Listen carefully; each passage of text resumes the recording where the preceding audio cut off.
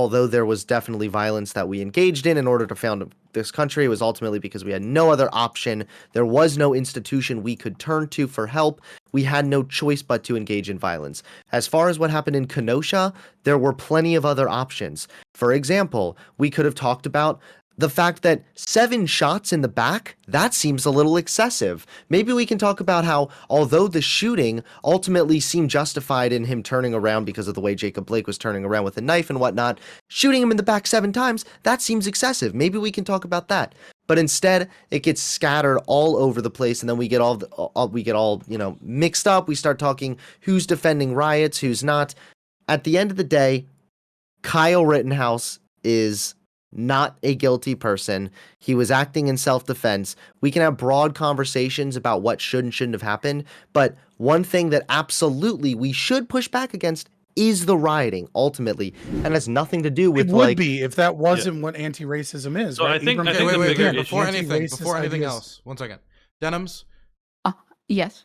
can you define what praxis is? Praxis? Yes. Praxis is when things that are good happen, and not praxis is when things that are bad happen. Okay. No. Problem here is that these Gen Z kids understand these dog whistles better than any fucking teacher ever will. But they'll always be one step ahead. Okay, can I cut in here for a second? Because that's weak. Like, you're probably right, but we're talking hypotheticals here. We're theorizing. We can absolutely hire someone or make a curriculum where we explain what these memes are, and then, like Kevin said, go on to then debunk them. So the 1350 thing would be a great example of that. I think that's actually really new great. memes. It was just really funny that the ANCAP dude was talking about how we shouldn't teach dog whistles and whatnot, and then someone actually just sent me this, and a lot of what he was saying about the Frankfurt School, Marxism and whatnot, and deconstructing everything is actually laced with dog whistles. Dog whistling to anti-Semitic conspiracy theories. So I just thought that was a little bit ironic. I had to bring that up. Someone did send it to me. I thought it was funny. I can hear you, Dylan. Yes. Wonderful. Loud and clear. I want to welcome you all to the Hippy Dippy Roundtable, as we're going to discuss a lot of interesting issues today, to say the least. I'm going to go through the rules quick. Of course, nobody can break terms of service. That means no slurs, anything like that, anything that could get us banned. I'd appreciate if I could keep my job. Other than that, I would also like to say that while I'm talking, no one else is talking. The only reason I will be saying any words is merely so you guys can, so I can moderate. I'm not going to be giving my opinion at all today, so rest assured I will do my best to keep some moderation present. If you are not familiar that much with the roundtable format and you don't know how to get yourself into the conversation, I understand. So as a last resort, if all else has failed, you could raise your hand. I will write your name down and I'll make sure eventually, but you're gonna have to give it time, and please use it as a last resort. I will make sure the conversation comes around to you so you can have some time to speak.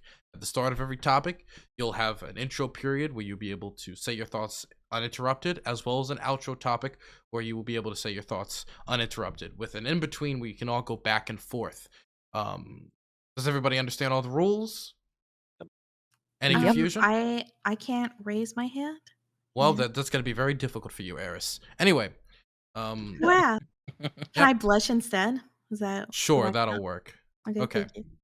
So, without further ado, we're going to have everybody introduce themselves, and then we're going to go into the first topic, which is going to be the Rittenhouse verdict, which was just announced, as well as an appearance of Rittenhouse is going to be having this Monday on Fox News with Tucker Carlson.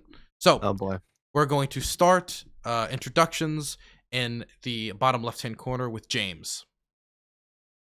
My name is James. I am from the internet. I host a show called Left of Left for Act TV, which is on YouTube, Roku, Amazon Fire, and Apple TV, and I broadcast here on Twitch. James from the internet.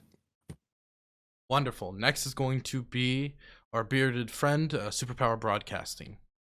Thanks, Don. So, hello, everybody. Yeah, my name is Kevin Castley. I run the channel Superpower Broadcasting. We stream every day, 7 days a week, every week to Twitch. That's, we do a bit of gaming these days, a lot of politics, news, foreign policy analysis, that type of stuff.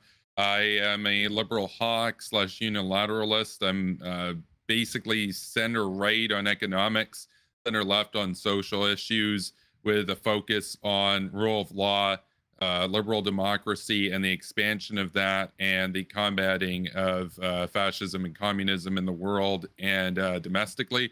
It's great to be here. I'm also an anti-theist, so I'm looking forward to that religion topic for sure. Thanks for having me on, Dylan, and I'm hyped. Wonderful. I'd like to now move it over to congressional candidate Joe Collins. Are you with us? Seems to be muted. I think we'll bring it back around to him. Next, I'm going to throw it over to Eris, who also seems to be muted. So I guess we'll move it past them as well. Sorry. Oh, there we go. Sorry, I could do it. Hey, I'm Aristocracy. Aristocracy spelled with an E. I am a history streamer, so I try to look at current political issues or current issues from a historical perspective and give people that context. I'm less political myself, which is why I'm really proud my community is very diverse ideologically. And I stream Monday, Wednesday, Friday at 2 p.m. Eastern. Thanks for having me here, Dylan. Happy to have you. Now we're going to throw it over to FabianLiberty. Hey everybody, I'm apparently these panels' favorite heel. I'm an anarcho-capitalist. FabianLiberty is the channel name, both on YouTube and on Twitch. The YouTube is mostly just pet project stuff. Twitch is where we do most of our content. I'm a duo streamer. You can call me Scott. Yeah, we do news reactions, AMAs. We do some philosophy readings, make sure it's before 1927 so we don't get copyright issues. And then of course we do a lot of these blood sport panels. I'm the one that usually does these, but thanks for having me, Dylan. Happy to have you. Next is going to be Hunter Avallone. Yeah, my name's Hunter Avallone. I'm a social democrat. You can follow me on my Twitch, just at my name, Hunter Avallone, where I talk politics and I debate people. I make fun of people I call idiots, and we have a great time. Thanks, Wonderful. Dylan, for having me on. Happy to have you on. Now we're going to throw it over to the worm. Oh, sorry, Denims.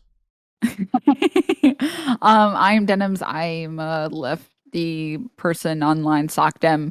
I talk about politics, and also we watch reality TV sometimes. And that's me. And your cat? Oh, Wormy's over there. Oh, She's still feeling sick, so I don't want to wake her up. understandable. Now over to the conservative TikTok star in a lovely suit, Cam. Hey guys, I'm Cam Higbee. I operate mainly on TikTok. I'm going to be struggling throughout this stream to get all my stuff working. I'm in a hotel room right now, so I'm not at my usual setup. If I can't get it figured out, I'll be on my phone. So sorry about that if the audio is terrible or whatever. But yeah, I guess you can find me pretty much anywhere using my name. I'm kind of new to the Twitch scene, so I'm figuring everything out here. Thanks for having me on, Dylan. Happy to have you on. And Joe Collins, I've been told, will be back with us shortly.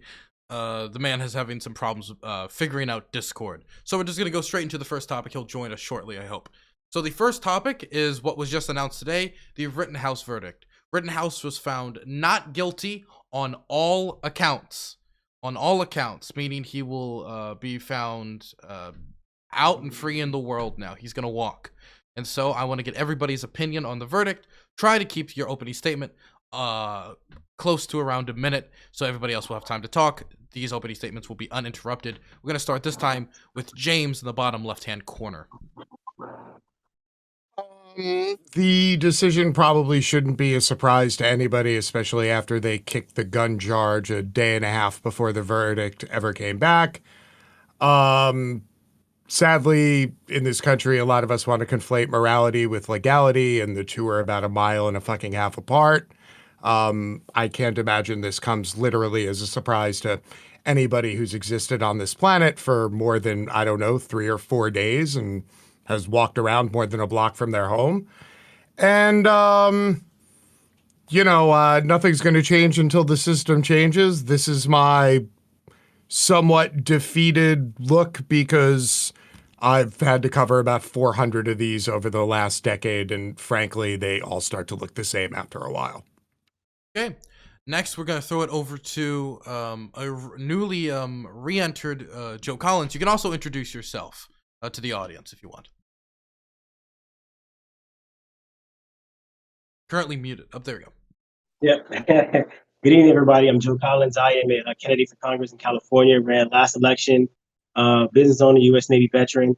I think the verdict for Kyle, I think was pretty good. You know, I spoke with Cam about this on the live. One thing that I was a little skeptical about was the first person that he shot and killed, but you know, I guess they made the best verdict for Kyle, and I think it's great. Now the hard part comes, and that's coping with the after effects of everything that happened, the bad publicity, and being able to grow from this experience, and also the PTSD he might have gotten for killing somebody. I mean, I've been in the military, boots on the ground in Iraq, and that's something that it's really hard to overcome.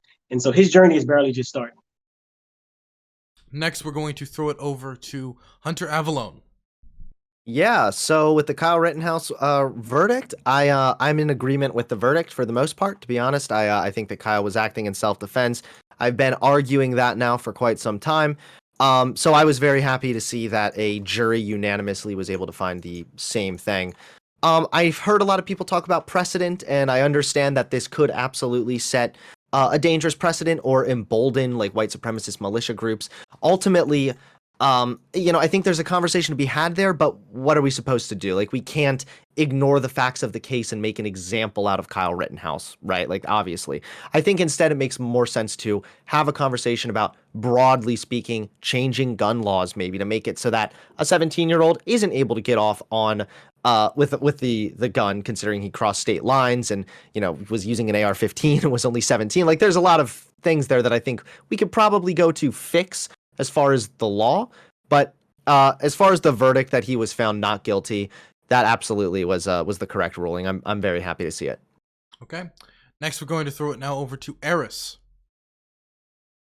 In general, like, I watched the entire trial, and to me, it seemed very clear that he was going to get off. And so I wasn't surprised by the verdict. I thought that the verdict seemed fair and just with the evidence of what I'd seen in the trial. The thing is that I understand people's anger, but we have to also remember that, like, even though, you know, just because there are tons of Black men that don't get that unique that opportunity to get off when they're innocent, that Kyle did today, it doesn't justify doing it to Kyle. And so I think a lot of people are mixing up, like, examining and being realistic about actual systemic racism that is in the American court justice system, and like, and wanting to just apply that unfairly to and put that on, like, this teenage kid who just did something really dumb. But I also wish people wouldn't be hero worshiping him either.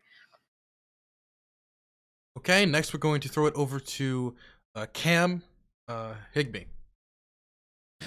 Yeah, so I've been, you know, debating this case for a while. I talked about it last year, and I tackled it more from, I guess, the perspective of morality. This time around, I talked a lot about the law because obviously it's a criminal trial, which pertains directly to the law. I think that the verdict was correct. I think that he's physically innocent on all charges. I don't think that he was illegally possessing the weapon. I don't think that that was wrongfully thrown out. And I think each time he fired a round, it was in self-defense and was necessary to prevent grave bodily harm or imminent death. So. Okay. Next is going to be Denims.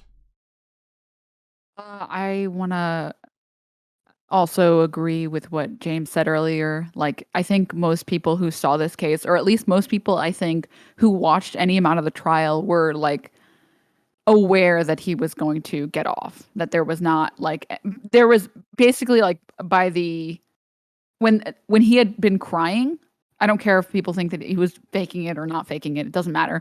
Like, at that point I was like, oh yeah, yeah, he's getting off. And with everything else and the court deciding, you know, I'm not a lawyer, I'm not going to pretend to be a lawyer. The court decided that it was self-defense, and I will leave it at that. I'm not going to bother arguing with people online on whether it is or isn't. It doesn't matter.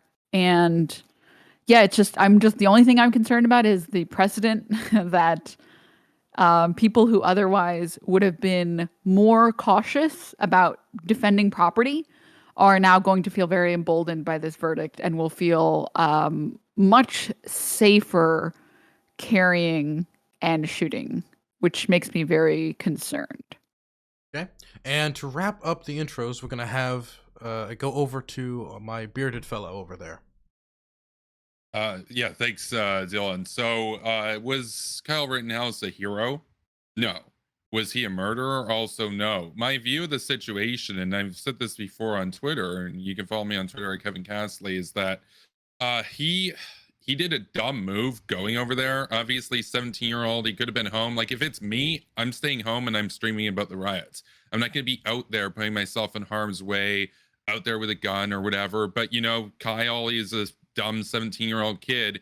I would be very shocked. I know he tweeted some things, or he said some things on Facebook that was kind of, you know, sus. But at the end of the day, I really, really doubt he ever anticipated that he would be in that situation. And I do believe that he was to some extent traumatized by the experience. I know people have talked about, well, you know, was he faking it or not? I don't think he was. I mean, I've never been in that position before. I'd imagine killing, you know, two and injuring another would be pretty serious. The thing is, we've seen the video, we've seen the evidence. It's very clear he acted in self-defense. Now, I've said, look, you can say he was almost looking for trouble, but in that moment, what does the law say? He had a right to defend himself once he was attacked, and he was attacked. And it's very likely, in my view, that had he not fired those rounds and taken out Rosenbaum and Huber, that you know, they might have one of them might have grabbed his gun as they were doing, and perhaps Kyle would have been dead instead of being free right now. The prosecution's prime star, Grosskreutz, admitted that he pointed a gun at him. Now, he misinterpreted what was happening was his testimony, but it doesn't matter, because from Kyle's angle, he's facing not just you know, grave bodily harm, but potentially death as a result of that. So I think that the verdict was well justified, but he's no hero. He's no hero. So let's be clear about that. Okay, and Fabian will wrap us up for intros. Yeah, so a couple of things I want to get out. Number one, I dislike the term getting off. He was acquitted. He didn't get off, right? It's not like he was some part of some trial where he clearly should have been charged, and you're saying like, oh, he got off. That comes with a presupposition that you think he was guilty. Other than that, yeah, I mean, I think the hero worship is a little ridiculous of Kyle. He seems like a kid that is like a wannabe cop that isn't quite there, and I think a lot of conservatives and military people know those types of people that are a little bit too ridiculous with it. At the same time, I think you have every right to defend your community, and the idea that he's 17, about to be 18, and you know, in 6 months is somehow, you know, this terrible idea that he shouldn't be there. Maybe more people should have been there, and Kyle wouldn't have had to have kill anyone in self-defense if more people were out there defending their community from violent pedophiles and whatnot. That being said, I think the real thing here to take away is that this is one of the greatest failures of the left, because you had all of you left-wing people could have looked at the facts of the case, known that this was obvious self-defense, and you could have used this as an opportunity to speak to conservatives to say, hey, look at this prosecutorial misconduct. Look at the way the system fucks people over. Look at the way that prosecutors lie through their fucking teeth. And this is the argument we've been making for generations about how Black and brown people and low socioeconomic status people have been fucked over by prosecutorial misconduct. And you can see blatant Brady violations, and we all know that they're not going to get in trouble. So I guess I'll leave it at the last bit. You know, Kyle's no hero, but let's be honest, at the end of the day, if you had to pick one between 4 Doors More Whores or Fluffer Boy 2004, you know you're picking 4 Doors More Whores every time. Okay, so we're going to go into the open discussion. Do remember to follow my rules. If you don't, I do hold the right to mute you. So please take those into consideration. I'm going to throw it to James since he was the first one to speak to open it up for us. Well, middle square, I got to admit, the virtue signaling with the name calling was very, very top tier. It's definitely a good way to get people to come around to your opinion and your ideology. So well played there, center square. Well played. Appreciate it. You know, there's a lot of arguments that you could make. Now, again, none of us are on the jury. I can't sit around and say, oh, you know, they should have done this, because I'm not on the fucking jury. I don't get to determine guilt or innocence from my living room. That's just not how the court system works. But, you know, again, questioning lines of it's self-defense when you put the third and fourth bullet into an already taken down, prone, unarmed target. You know, again, this seems to be peak on brand for the we can fix all our problems by putting a fifth round in them sort of mentality. And nobody should be surprised. Literally nobody should be surprised by any of what happened there. Nobody should be surprised by what happened in the court. And nobody should be surprised by the shitty-ass narratives that are going to roll around for the next week as everybody goes, into team sports mode because, of course, we're reduced to our simplest forms here in our culture in the United States of America, where everybody is good or evil, light or dark, part of the solution or part of the problem, et cetera, et cetera. I'm looking forward to the next protest when, all of the fine folk of some town somewhere invite people from 40 miles away to bring their 9-year-old children with AR-15 to have target practice against those damn Marxists. Should be a hoot. Don't you think that's a little bit of a stretch? Like, that's What? probably unlikely, right? That they're going to start bringing their children with AR-15s to the local protest. Also, I don't think Kyle Rittenhouse was like 40 miles out. I think he was like very 28. short. 20. The 28 towns miles. almost touch Family. each The other. town was 20 miles. Family Okay, in it was OSHA. 20 miles. I mean, You he- can ride a Wait, pedal bike. stop. What? One at a time. Hunter asked him a question. Want to give him time to. Yeah, so he worked there. He had family there. That was like his community, right? So, I mean, we can talk all day about whether or not we think he was an idiot. I think he was an idiot for going there, but it really comes down to like what was his motivation for being there, and also, I guess, bottom left corner. I'm sorry, I forgot your name, James from the internet. What do you think the answer is? Do you think that he was acting in self-defense? I mean, you definitely sound like you are not in. Like, I know you're not happy about the verdict, so I'm curious what do you think? Well, again, I preface this with saying I'm not a lawyer and I wasn't on the jury, and neither am I, it's all right. so I was also allowed to see more evidence and hear more takes than the jury was due to some of the pretrial motions that occurred. So I also have the benefit of additional analysis that jurors were not allowed to have. Again, like I'm not going to argue is it self-defense if you have a loaded weapon and somebody comes and like literally like grabs the loaded weapon tries to grab a loaded weapon out of your hand. I'm not going to have that conversation. It's a ridiculous conversation to have. Yes, I'm on the left, but I'm far enough to the left where you get your guns back. However, I'm not a faux patriot, so I believe in actually having range time, taking gun safety courses, actually having to register firearms. Things Yeah, that of Kyle course. Rittenhouse obviously did not believe in at all. Well, of course he was an idiot, but I mean, again, that like, why are you not interested in talking about whether or not it was self-defense? That's kind of like the key thing that we're arguing about, right? No. I'm saying I'm not going to quantify whether or not I can ascertain whether or not it was legal self-defense, as self-defense statutes are I think I could different quantify in it from a case legal. of court. I think that from I a would- legal standpoint, I could very easily qualify the fact that he was acting in self-defense just by looking at Wisconsin self-defense law.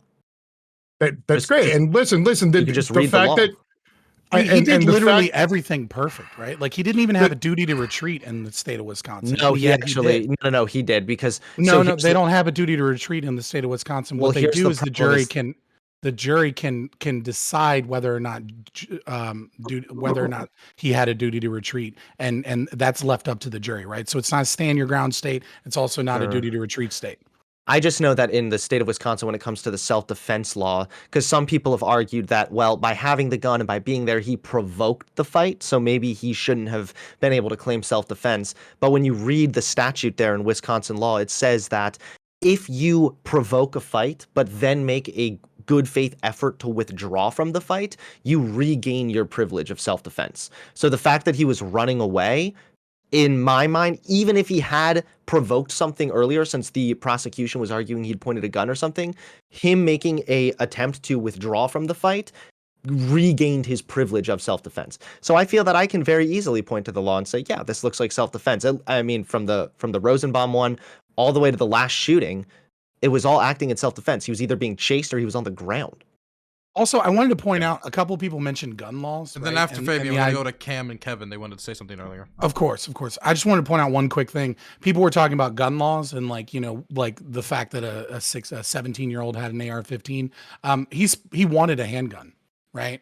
He just couldn't have a handgun because of the laws, right? So that's why he had an AR-15 there, right? If he would have been 18, he likely would have had a handgun because he stated that multiple times that it would have been better for him to do what he was trying to do, et cetera, et cetera. The reason he had an AR-15 is because of gun laws, right? So, I mean, obviously, if you want to add more and more gun laws, like we can get into that, but like it's not really a sound justification of like, well, he had an AR-15. Like we can all agree that a 17-year-old shouldn't have an AR-15.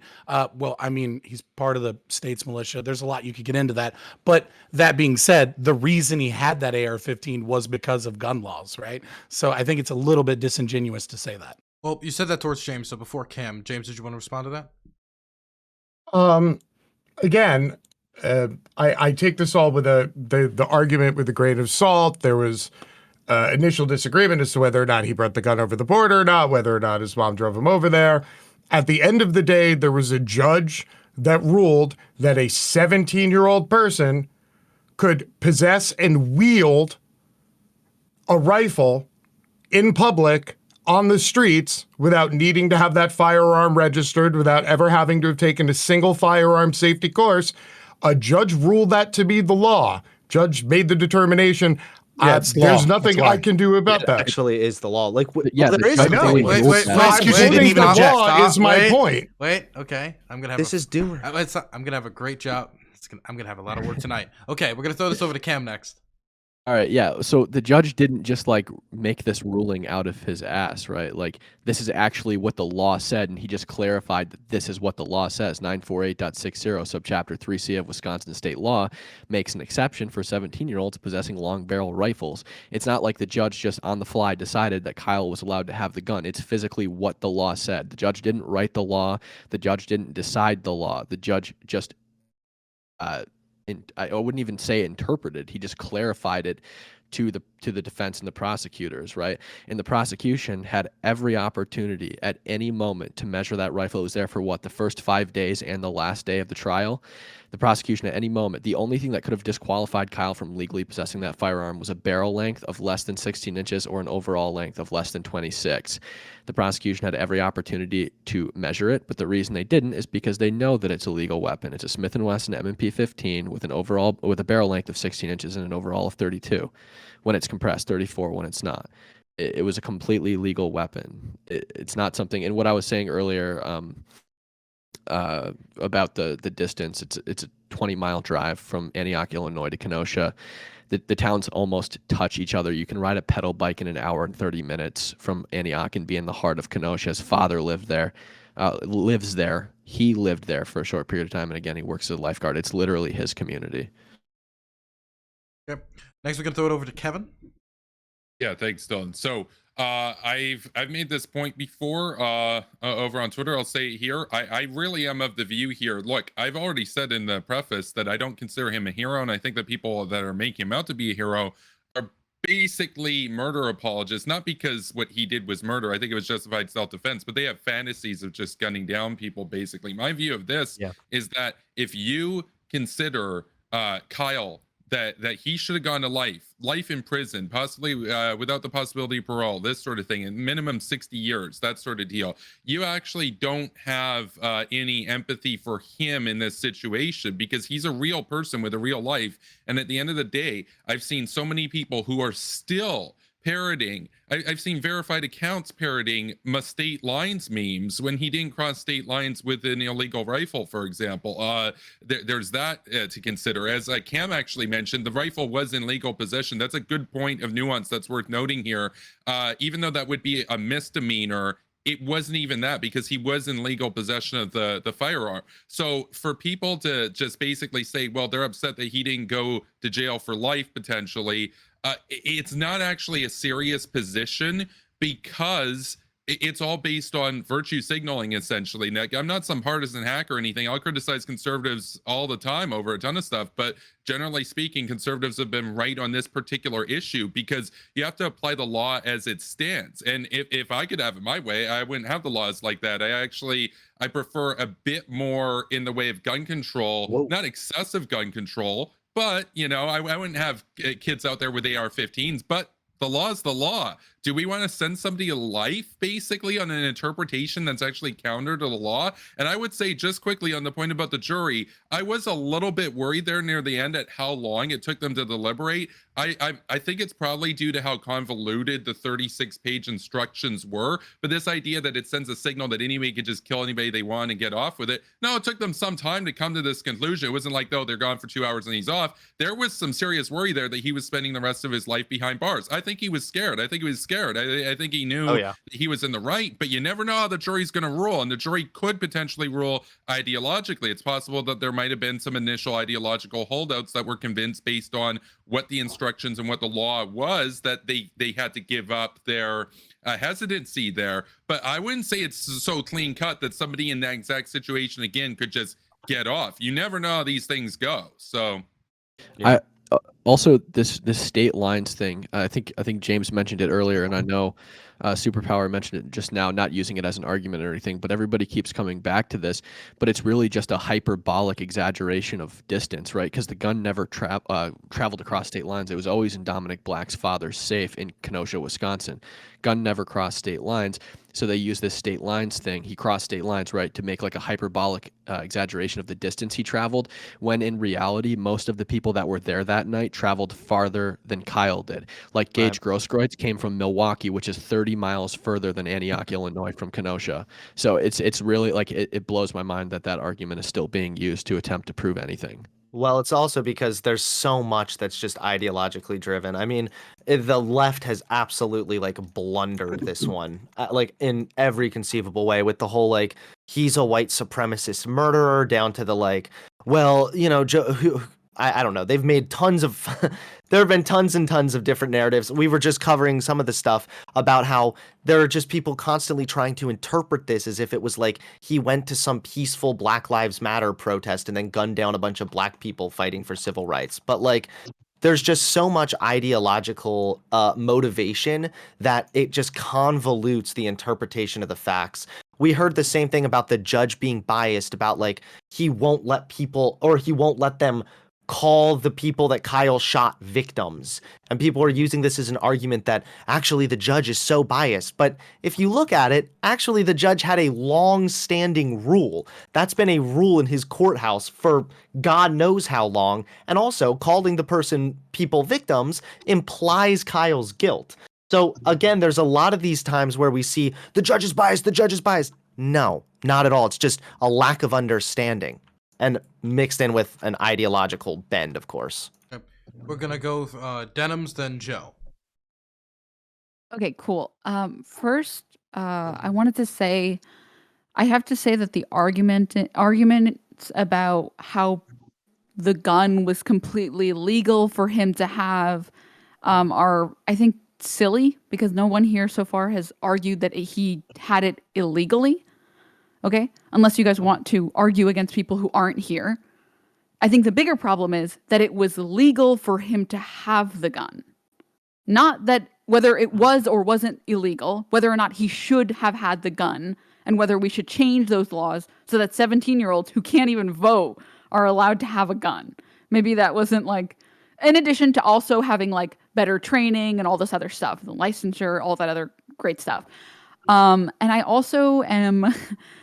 I've seen this argument now like 5 or 6 different times, and someone here made it as well, about leftist misinformation and how like, well, actually he didn't actually cross state lines with the gun, and like actually this, and I don't really get who these people are talking to, because realistically speaking, people who have seen this verdict, who are now emboldened by this verdict, who are like, okay, great, people who maybe do have malicious intent, those people, okay, great. They want to show up. They're like, okay, I'm good. As long as I don't attack first, I'll be good. I'll be okay. Okay, great. Wonderful. That's how the gun laws already are, right? No. Yeah. No, I'm not disagreeing with any of that stuff. I'm not. First, you're good. I'm not disagreeing with any of that stuff. I didn't finish my point. My problem is, do you guys really think Proud Boys are like watching like leftist Twitter spaces and they're like, another misinformation. I'm definitely going to shoot someone now. Like, they don't give a fuck at all whether or not we're saying that he was something or that he wasn't something. Leftist misinformation. I'm sorry. The people who are going to put themselves on the front line to defend whatever business do not care about the squabbles of leftist people online and how accurate they're getting everything. Could I just say really, really fast that but then we have to throw it to Joe. Yeah, leftist misinformation absolutely can have a negative effect. The negative effect doesn't necessarily have to be that like the Proud Boys see something and then go act that way. But when we're talking about stuff like that, like when we saw what happened with Jacob Blake, for example, the Kenosha riots began because of the Jacob Blake narrative, that Jacob Blake was like this nice, innocent black guy that was just struggling to be a car mechanic, and then police came and like started shooting him in the back. When in reality, like the story, and had there not been leftist misinformation, right, the story was actually that he had a knife, there was a warrant out for his arrest, he was acting violently, he resisted tasering, and then he turned around on the officer while holding a knife.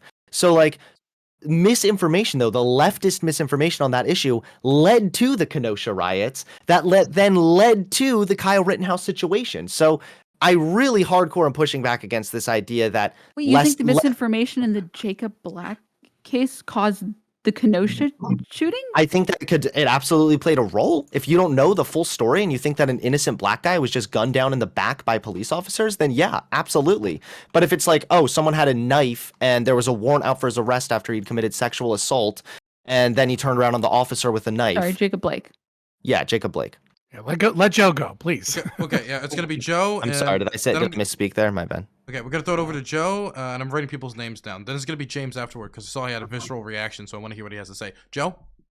I'll tell you guys this, because I've been a spectator. I wasn't for or against Kyle Rittenhouse. I was just really watching and trying to put on both hats and develop the most plausible outcome based on what I was hearing from the defense and from the prosecution. And we'll start off with the mainstream media. I think a lot of people forget that it's not necessarily misinformation. It's information that's getting put out there so they can sell ratings, right? The ratings plummet, then they have no story. So they push a story out there to get people watching it continuously. That's what MSNBC does, CNN, even Fox News. They all do the same thing. Unfortunately, it causes a lot of people stress, and they have to go out and go relieve that stress because they believe in a narrative that doesn't necessarily exist. The reason why, and I said this before, I've never had sympathy for Kyle Rittenhouse because I believe every person in the United States, they go through the ups and downs, they make their mistakes, they go do things, especially when you're a kid. I mean, the testosterone is running and you feel emboldened by your friends and you're like, yeah, let's get our guns and go protect these buildings.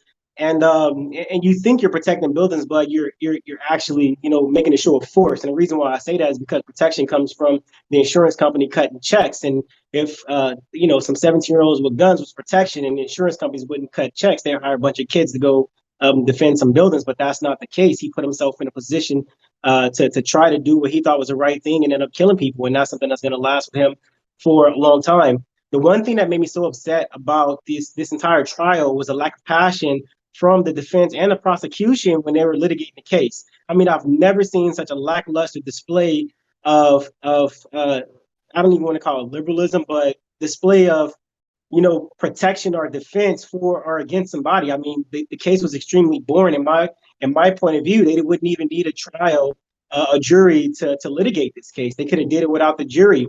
It was sad to see. I thought it was pretty boring. And I didn't think it needed to be displayed all over the news how it was. I thought it was absolutely ridiculous.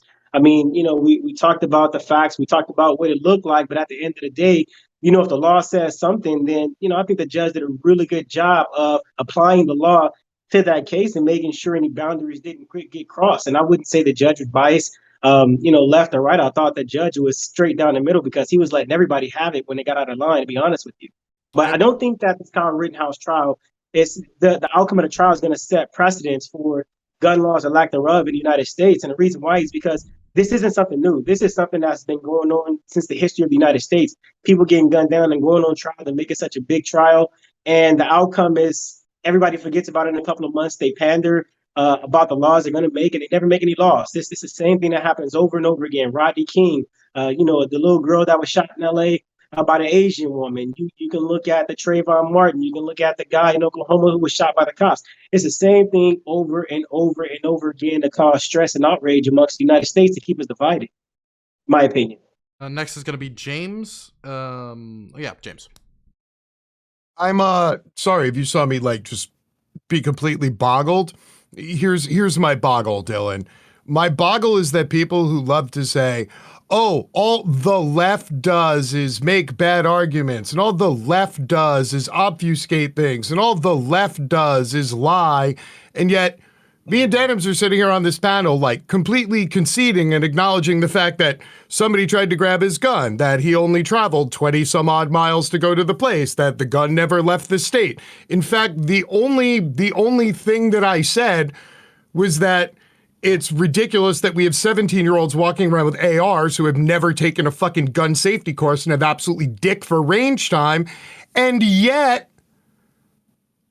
the convenient narrative is, but the left always pushes out misinformation. Also, anytime the left says something that makes sense, I just ignore them and continue to rail about what the left says.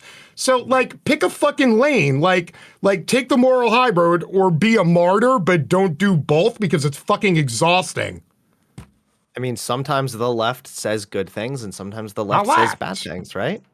Sometimes there are left. Okay, sometimes there are lefties on Twitter that have good takes, and sometimes there are lefties on Twitter that have really shit takes. Good. One of them So being you're that Hunter Avallone is a lefty. white supremacist murderer. Like, I don't want to defend lefties. I'm a fucking ANCAP, but Hunter Avallone is a lefty saying that, yeah, there's left-wing misinformation, right? Like, if your mind is boggled, like, you're talking to a dude that started as a fucking SJW cringe compilation. I'm well aware. I know who Hunter is. Thank you. Sock. Like, thank you. Yeah, I appreciate you retelling the history. Thank you. I wasn't aware. Thanks. It's not. Well, I don't even apparently think you needed it.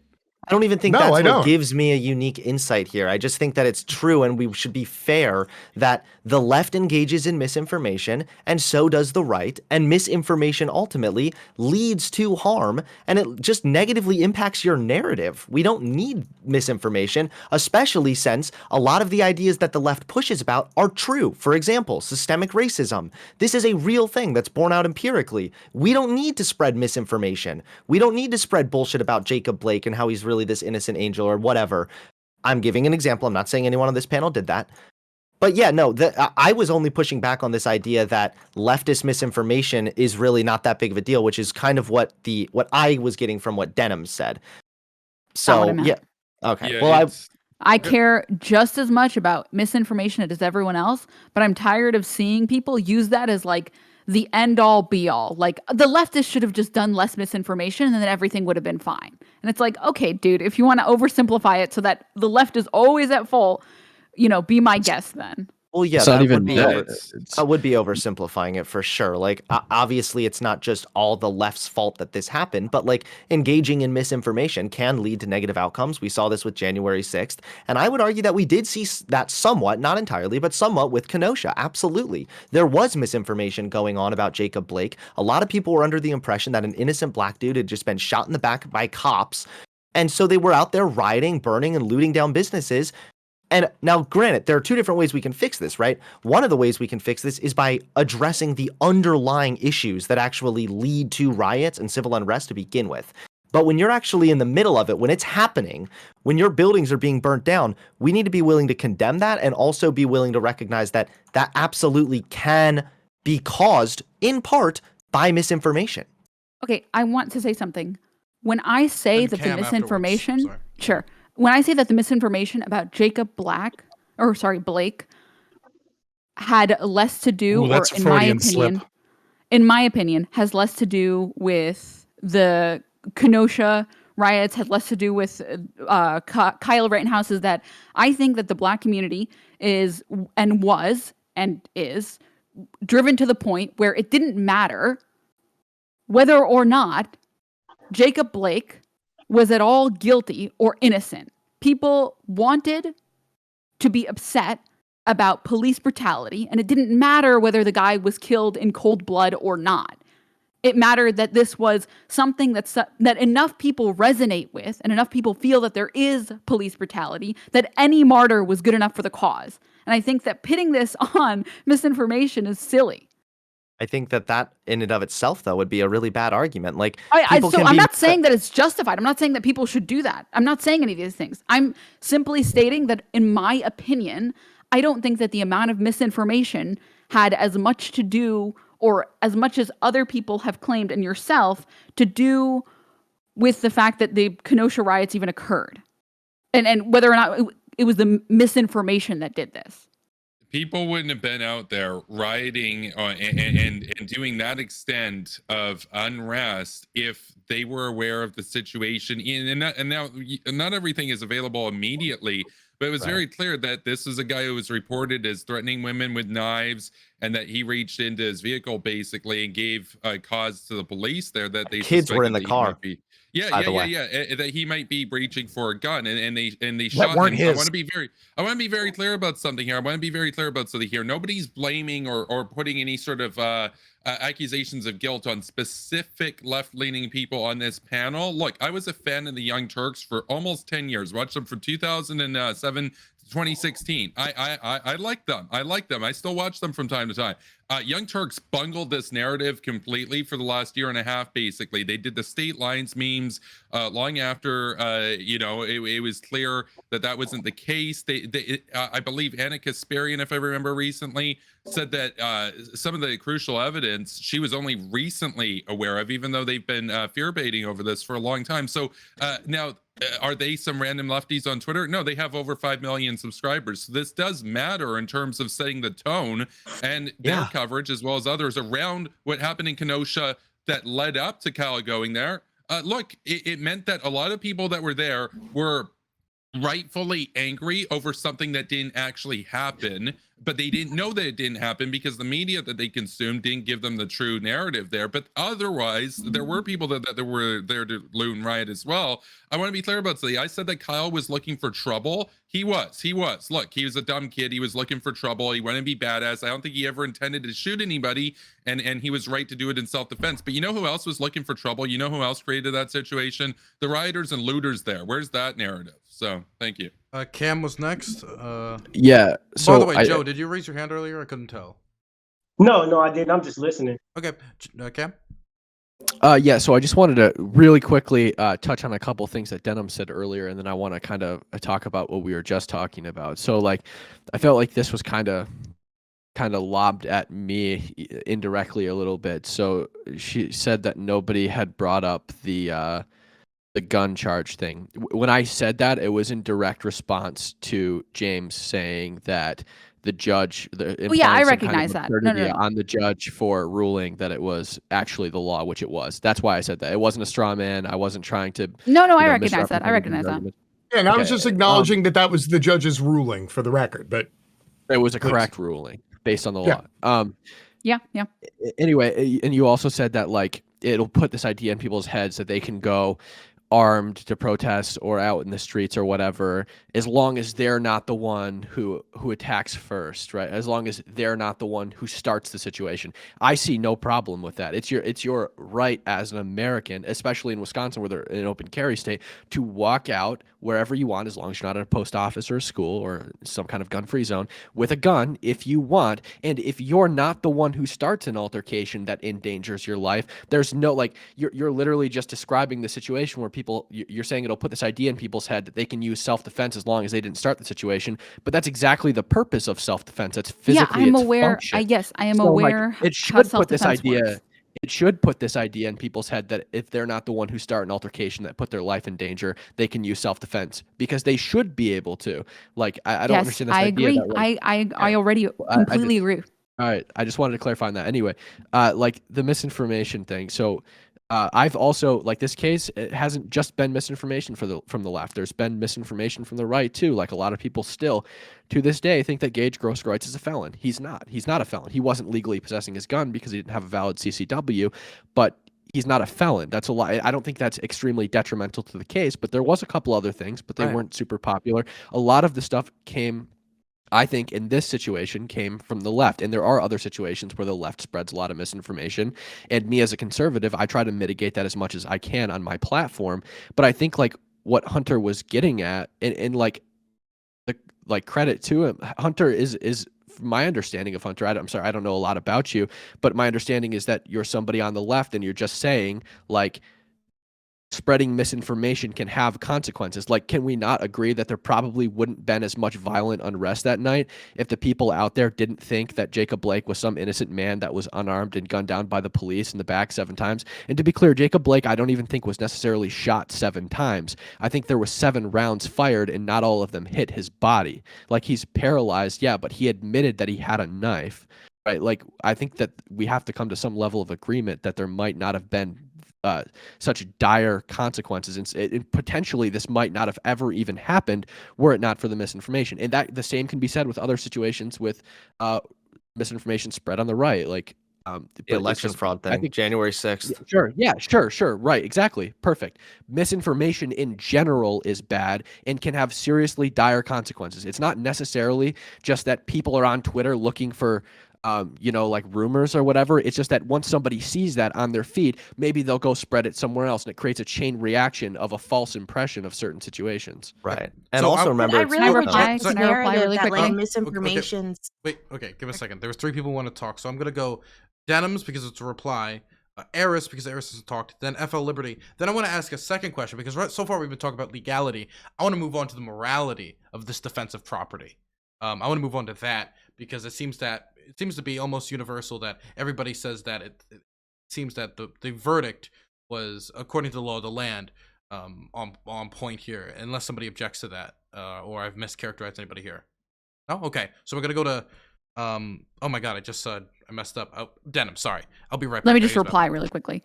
To respond really quickly to Cam, just to state very clearly for everyone else here, I am very against misinformation. Not because I'm a lefty, not because I'm a liberal, not because I'm a conservative, because I care about people saying and making the best arguments that they can.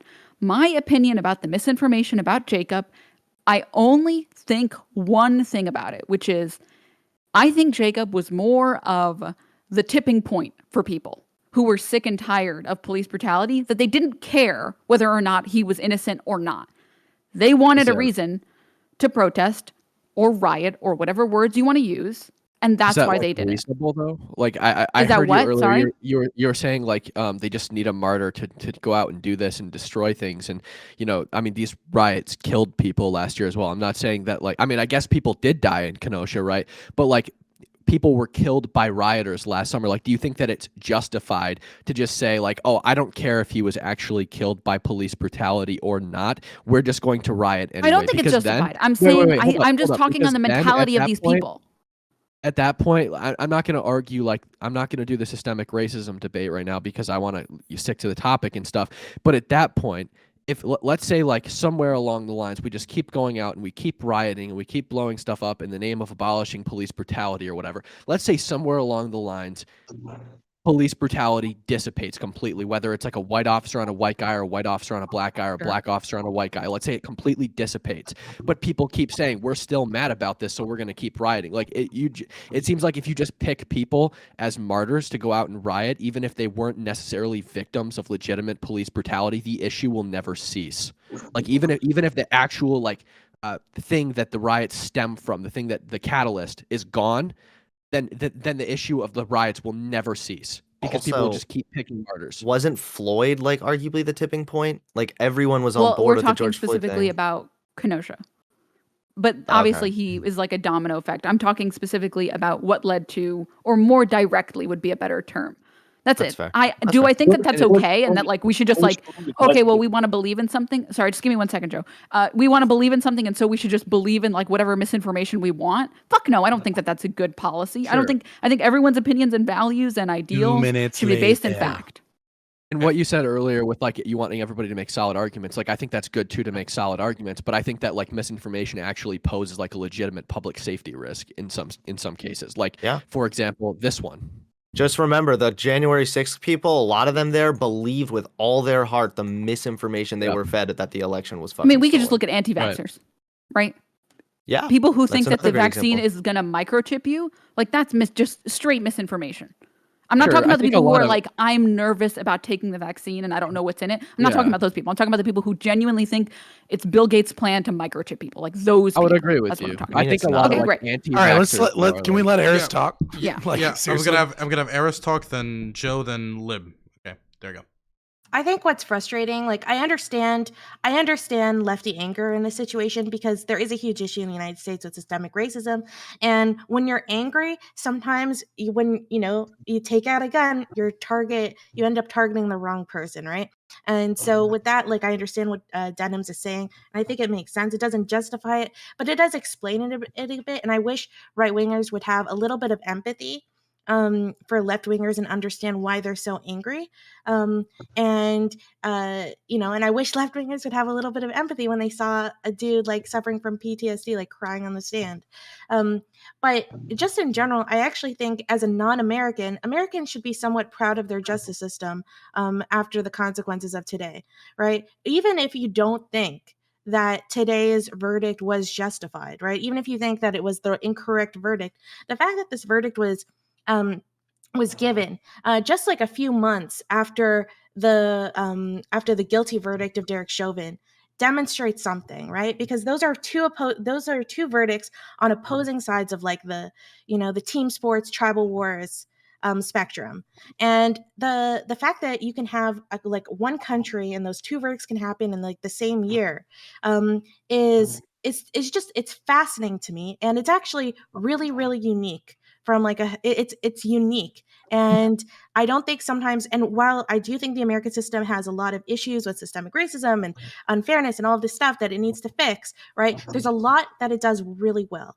And in this instance, it did it really well. Even if the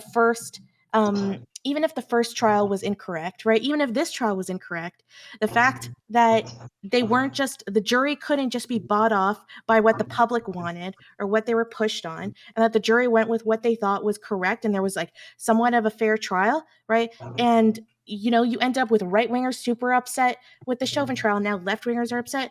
That's something really special.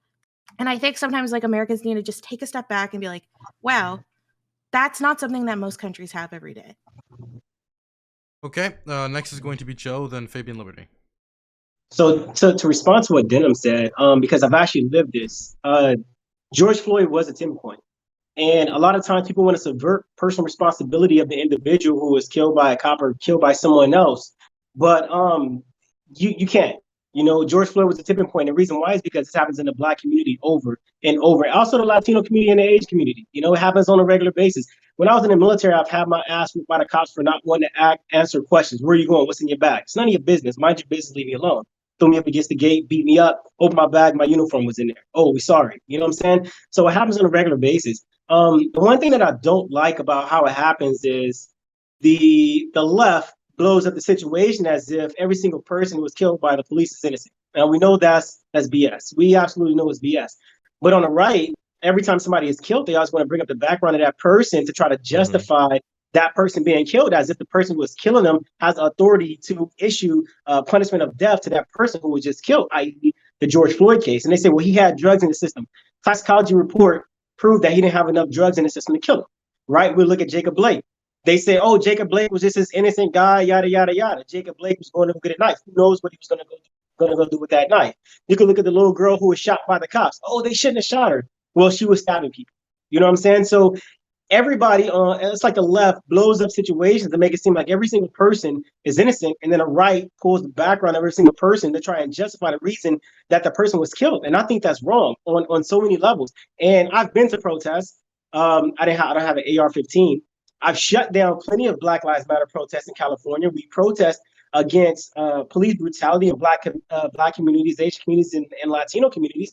But I think the one thing that everybody always forgets is that you have politicians that make rules that could fundamentally change the perspective of the way law enforcement is in the United States. And I'm not talking about defund the police. I'm talking about training on a regular basis. I mean, they hype. I'm Generation X. So Generation Z, Generation Y are hyped up on medications for depression, ADHD, and now they're adults, and these medications, the outcomes of not having those medications is displaying itself on full authority right now, right? Officers don't know how to handle that. When I was in the military, we trained on a regular basis. Every 4 months, we had some training about something that was coming out. They're not getting this in the United States. I mean, police academy is what? The longest is 2 years. That's here in California. It's just not enough. And, it's the left and the right trying to outdo each other on who can make the best points for the person being killed than the outrage that's going on in the United States. My opinion. Yeah, my biggest frustration with BLM has always been FabianLiberty that there right after. that there are cases in the not BLM organization, but in that category that are put in there when the person wasn't unarmed and was maybe actually a threat. And it's really frustrating because those cases, one conservative needs to find one bad case that is recognized under BLM as being like police brutality that maybe wasn't. And then it like makes everything in the cause look bad when it's not. And it's really frustrating because it's like, it doesn't, yeah, that's it. I just wanted to say that really. Why misinfo That sucks might so be much. another reason. Yeah, that Maybe might be another reason wait, why misinformation. wait. I've been a good boy. Yeah. I've been a good boy this You'll time. be next, Cam, I promise. Fabian? Yeah, so just a couple of things because we all kind of did our own little monologues throughout here and just waiting. One of the things, two things that Joe said that I just wanted to correct real quick. Dude, Derek Chauvin can eat a dick. I don't like him, and I think what he did was being an authoritarian piece of crap cop, and I'm not very fond of cops as an ANCAP. That being said, the toxicology report did not prove in any way, shape, or form that he didn't have enough drugs in his system. He had a lot of drugs in his system that many times over could have killed someone from a drug overdose. No, that's not true. Not what the That's test. Not what they testified. They testified that they've pulled people over with higher levels of fentanyl in their blood. Right. And they- There's a degree of based upon tolerance, right? So No, so there's no substantial proof, right, that it wasn't enough to kill him. And while at the No, same he- time, he- one he could make the said he didn't assumptions. have I just enough wanted to to kill him. I just wanted to go after a specific thing that you said, right? I'm gonna look this Obviously you up. can respond in just a second. Second thing, most insurance companies will not pay for riot damage. It's actually pretty rare that insurance companies will pay for riot damage. Especially most like if you can look at James River Holding. Most private corporate insurances will not pay for that. They'll pay for everything but that. So the argument that like, oh well, the insurance may have paid for it, like that was not going to be a possibility for Car Source. A couple other things. I'm glad that Denims finally admitted, after some back and forth with everybody, that the people that were there to riot really didn't have much to do with Jacob Blake, and that it was either based off of misinformation and or they were just mad. I mean, I'm sure the- I'm sure you've seen like the white people that have like tossed over shit that, you know, are not there for BLM at all. They're just there to fucking start shit. I mean, Like I don't know Joseph what their Rosenbaum. race has to do with it, but sure, yeah, absolutely. I've seen people do shit that has nothing to do with BLM. I don't know why you had to bring racism into it, but anyways, the main thing You're that the I one who wanted brought to talk racism into about it first, but that's okay. No, I think it was you, Jacob Black. But anyways, again, you're I think mistaken on that this conversation really is just like it's really showing how we're getting away from some of the more important conversations we could be having. No one wanted to talk about the fact that about prosecutorial misconduct, right? And about how this was a failed opportunity for the left to be able to finally show right wingers, hey, prosecutions are dirty as fuck, and they do this to our community all the time. And the right wing could have had an opportunity if the left wouldn't have been simply lying about this case left and right all over social media, but instead saying like 97% of cases don't even see their day in court, right? I Like felt prosecutors have too much power, and instead they just wanted to engage in partisan bullshit conduct. And since we're all doing And the monologues, I'll finish with the last thing since we're going into the next topic Dylan wanted to say. In terms of morality, yeah, fuck yeah, you have a right to protect property. I don't give a fuck about, like, we're talking about moral situation and not the law, right? Like, the property is an extension of your bodily work, and it's an extension of your labor and an extension of your life. So yeah, I have no fucking problem with people protecting their fucking property. Now, someone else there. I don't know. Fabian, okay. Wait, I gotta just say, can I just say something really quick? No, you can't. I've let you do it like twice. Okay, so I gotta go through a few people. There's a bunch of people who wanted to talk. Joe stepped away. He was supposed to. I promised Cam next. Oh, Joe's back. Joe, I saw you were gonna say something quick, but I wanted to throw it to Cam. So Joe, then Cam, quick. No, I respect the decision, man. I love it. Thank you. Okay, Cam, then Joe after. Yeah, I don't know if this happened to anybody else, but Scott like cut out the entire half part of what he was saying. Like I couldn't hear it, and now I can't see him either. Is that happening to anybody else either? You just have to re-click the video. Yeah, you just have to re-click the video. Okay. Oh well, I'll Can you figure hear it me? out when it's not my turn. I heard Yeah, I that, heard. but I can't actually see you, so I don't. I'll figure it out when it's not my turn to speak. Yeah, so I think that you should definitely have a right to morally to protect your property, right? But like I don't think what happened with Rittenhouse, the shots he fired, like to be extremely clear, so that we don't like walk over this. He didn't fire a single shot in defense of property. Every single shot that Kyle Rittenhouse fired was in defense of his own body and life. Didn't fire any shots in defense of property. Now, do I think it's completely reasonable to like bring a gun out in defense of property? Yes. Right. You're not, I mean, like we could also have a debate about like actually using lethal force to defend property, but like in terms of just showing force, like because being presence with a gun is not lethal force. That is a deterrent. It's a show of force. It's not an act of aggression or anything like that. And I certainly believe that people should have the right to do that with property. Even if the property isn't their own, especially if they were asked to be there, which Kyle was asked to be there. I'm pretty sure that's Nick actually Smith untrue. It's actually not untrue. Was that Hunter that said that? Yeah, I just wanted to cut in. Sorry, I didn't mean to interrupt. Oh, no, it's okay. I can't see you either right now. Yeah, He so I wasn't don't know. specifically asked, Camera off but for a second, but, sorry. but Yeah. someone was asked, and they brought in Kyle. Yeah, okay, right. So Kyle, Nick Smith was asked to devise a plan to defend the car source properties, and Nick Smith brought in Kyle. So if you mean just like Kyle wasn't directly asked by Sam or Sal, then sure, I'll grant that. But he was certainly asked to be there by an agent of the people that owned the property. And the like people push around this idea that Nick Smith wasn't actually invited to be there. It's malarkey, right? Nick Smith was asked to be there by Sam and Sal. They used Sal's testimony to push this idea that Kyle shouldn't have been there, or that Kyle's group wasn't invited there, right?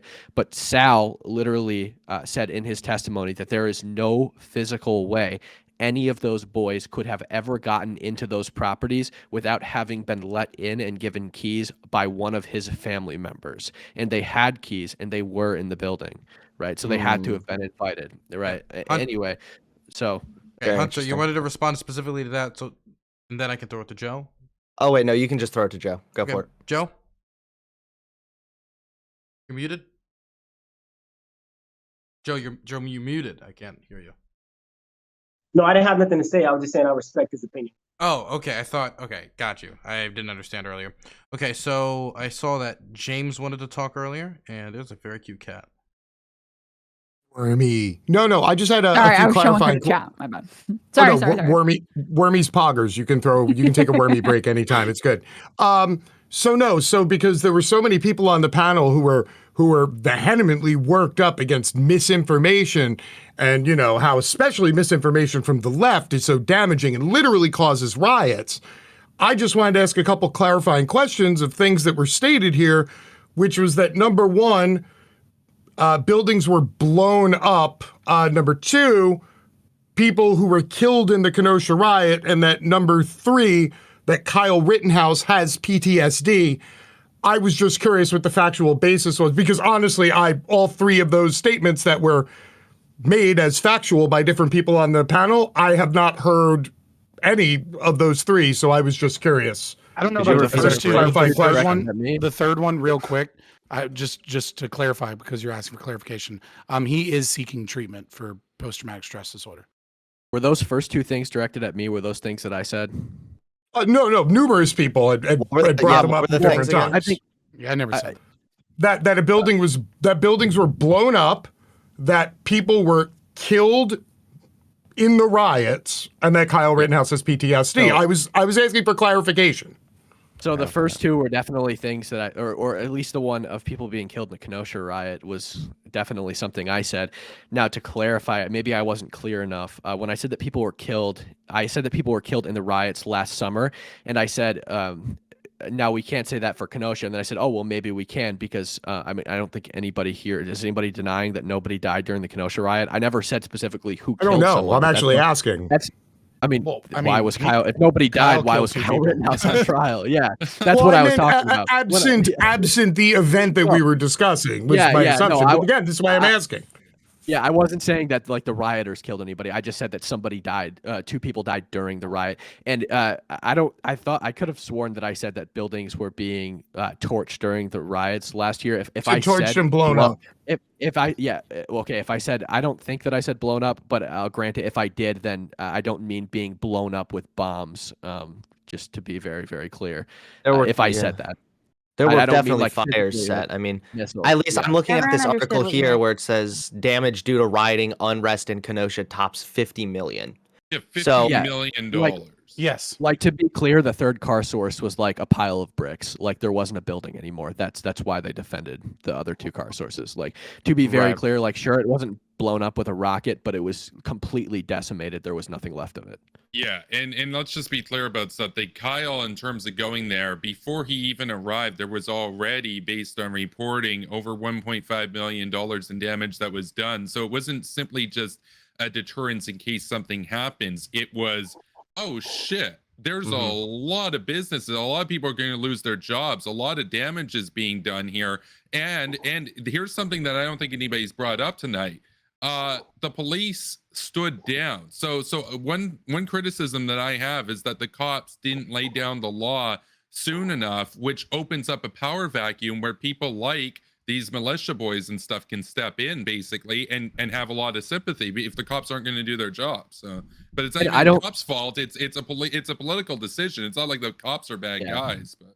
That's what I was going to say exactly. It's not necessarily the police's fault. It's certainly elected leaders' faults for not allowing the police to intervene and actually enforce the law. And just exactly like you said, and I've been saying this the entire time I've been debating this since the trial started, it created a situation where civilians felt as though they had no choice but to defend their communities. And again, I'm like, there was no shots fired in defense of property. It was all physical. Well, I mean, to be fair, there were shots all night, and we don't know where all of those shots came from. So maybe some shots were fired in defense of property because the cops called it a war zone that they didn't want to go into. I mean, sure, maybe, maybe. Okay, so I want to throw it now over to Eris. It's kind of hard to tell when Eris is. Hold on 1 second. Okay. About the PTSD, I served boots on the ground in Iraq, and killing somebody is something you never recover from. Trust me. Okay. Trust me. Kyle was only 17. I was 27. Eris? Wonderful, Eris. That's a great point. I wish I could hear it. Sorry, questioning whether or not like Kyle has PTSD when in fact it's just, I don't know, it's weird. I don't know if you were intentionally doing this, James, but the stuff that I've seen, the way like people like just discounted like his experience when he's literally 17 years old, like I was like, wow, like there were so many lefties that I just lost so much respect for when they were not consistent with their ideas of mental health, and that was really really frustrating for me to witness. But just in general, like, who is this adult that was supposedly responsible for protecting that property and decided to bring a 17-year-old with a gun to help? Like, shouldn't they have some consequences for doing something like that? Like, aren't you at some point responsible for like a minor in your care? It's, to me, that also seems really really wild that there was no consequences for that person. At least there might be a civil consequence, I don't know. But Also his parents. very strange. Not Also, only he like, does have PTSD. I'm reading it think- here. I would take it a step further and not only say that it's incredibly likely Kyle Rittenhouse has PTSD. I would say that there's something deeply wrong with you if you kill 2 people and don't have some sort of trauma from that situation. Like, like sociopath. I mean, he's Okay, literally so- in therapy for PTSD. So we have, Yeah, we, like I we- said. we don't have much time left, and we never got to move on to the topic I wanted to talk about. So I want to make sure we do. So we're going to go a little bit over time for this, but that's fine. I think it needs attention. So we've talked mostly about the legality of what went on that night. So I wanted to ask the room: is there something about what Rittenhouse did that you think was morally wrong? Should he have not been there in the first place? Him being separate from the group, anything like that? Does anybody want to contribute on to that idea? Sure. Okay, Hunter. Yeah, I think that it was morally wrong for him to go there in the first place. I think that, I think that was ultimately a really bad decision. And I think that if he was thinking it through, he would have realized that bringing a gun like that probably could have resulted in a lot more harm than positives. However, when it came to the actual attack and when he fought back, 100% he is morally in the right to defend himself from a potentially lethal attack. And I also do believe that, generally speaking, you are morally allowed to defend your property using lethal force. However, I don't think I would apply that moral standard to, or I don't think I would say that it was morally right for Kyle Rittenhouse to be defending property, considering it like wasn't his and he was asked to be there, and it was quite a few steps removed. However, I will say, if he was outside of his own father's business or something that was their livelihood, defending that, then yeah, I think that would be morally justified.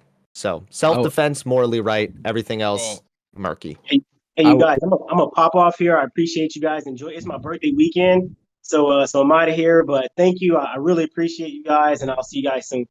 See you, See you, Joe. man. Have a Good great day, day. Joe. I would generally agree with Hunter. I think that you should have the right to use lethal force in defense of your own property. Probably not for other people's property, but again, he didn't like use lethal force to defend property. I don't necessarily think that it was immoral for him to be there. I think there's a difference between something being a bad choice and something being immoral, and I wouldn't go as far as to call it immoral.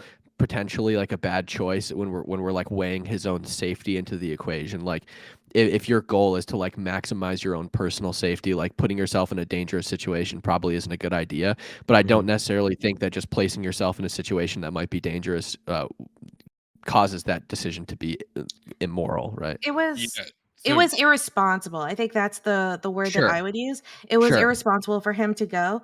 The key thing is that he is lucky that the situation wasn't worse, right? And He's maybe lucky this he's is just my alive. Canadian perspective on like taking guns out in public, and it's just a little bit abhorrent to me. But he is lucky that there wasn't like someone with a lot more training than he had, and I'm sure you can't have that much training by the time you're 17 years old. But someone could correct me. That someone could have grabbed the gun and used it against him or used it to shoot lots of people. There's so many situations that it could have been just way worse. And he could have just frozen, right? And maybe someone else who had a gun would have thought he was going to defend them. There's so many things that could have gone wrong. He's lucky that like this measure of things didn't, like it was just at least this level. So just in general, I think that I would just put like the blame on like he just should have not been there. And I know the easy response is like, well, the protest should not have been happening, but those types of protests and riots are just always going to be happening, and we should just be like teaching people, especially like teenagers, how to act responsibly in those situations. I don't know. Well, I I feel don't like think saying that those Yeah, I protests think- should Yeah. always be there almost sounds like a We sh- eerily Bezmanoff like normalization, right? Like there's no fucking like that's just not okay to say that like riots are always gonna be here. You should just get used to it, right? Like the kid Right. went out to do some good in his community because he saw his community burning the night before. He got there during the day. He cleaned up. He like he did the best he could. Was he a wannabe fucking cop teen? Yeah, sure, right? But like every 17-year-old's a fucking dumbass, right? Like every dude that is a 17-year-old has like 10 seconds after they're done masturbating where they're not a complete idiot, and then after those 10 seconds they're an idiot again, right? Like that's just what it is to be a 17-year-old. But he tried to do right. He tried to do something good. He tried to be there for his community. He went there to protect people. He tried to offer first aid as best he could. He cleaned up stuff. The unfortunate situation, right, was actually, I would say, more so the other adults, right, that let him get separated, and the police officers that didn't let him cross the fucking line at 60th Street and put him back in that situation alone, right? And then he was stalked. He was stalked by someone hiding in between cars while Zeminski is brandishing his firearm so that his buddy can chase him down, throw things at him. He does everything he can not to avoid that situation. And I know obviously we're getting into the facts of the case at the moment of self-defense, but it's like there's a lot of people here that are culpable. The rioters, the police, the lack of the what they were doing over and over and over again. But he had every right to go into that community and defend the place that where his family and friends are. And to say that you should just get used to riots is just When absurd. did I say you should get used to riots, right? You said that they're I said just that going to riots- happen, that they're just Riots normal, are going and to that he happen. shouldn't have been there. Find me one society in history where there is no there are no protests, there's no violent unrest, right? Part of being an adult is learning how to be responsible, right? On when you should engage in those types of things. But So protests it's are just also especially how old you should be in those situations. protests are Yeah, different I than think riots. it's very Like, clear. I think it's very clear here, just on the I'm not saying morality. riots are okay. I think they're very much not yeah, okay. I would say it's irresponsible to allow riots to happen in the first place. What does that mean?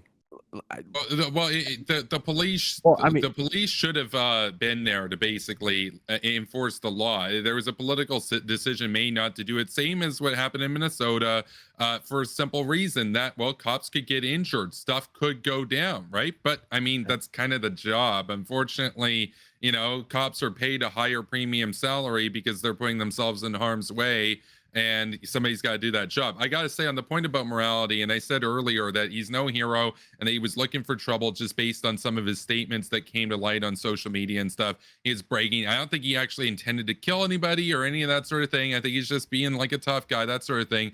It's but there's a difference between being immoral and being stupid. He's being dumb.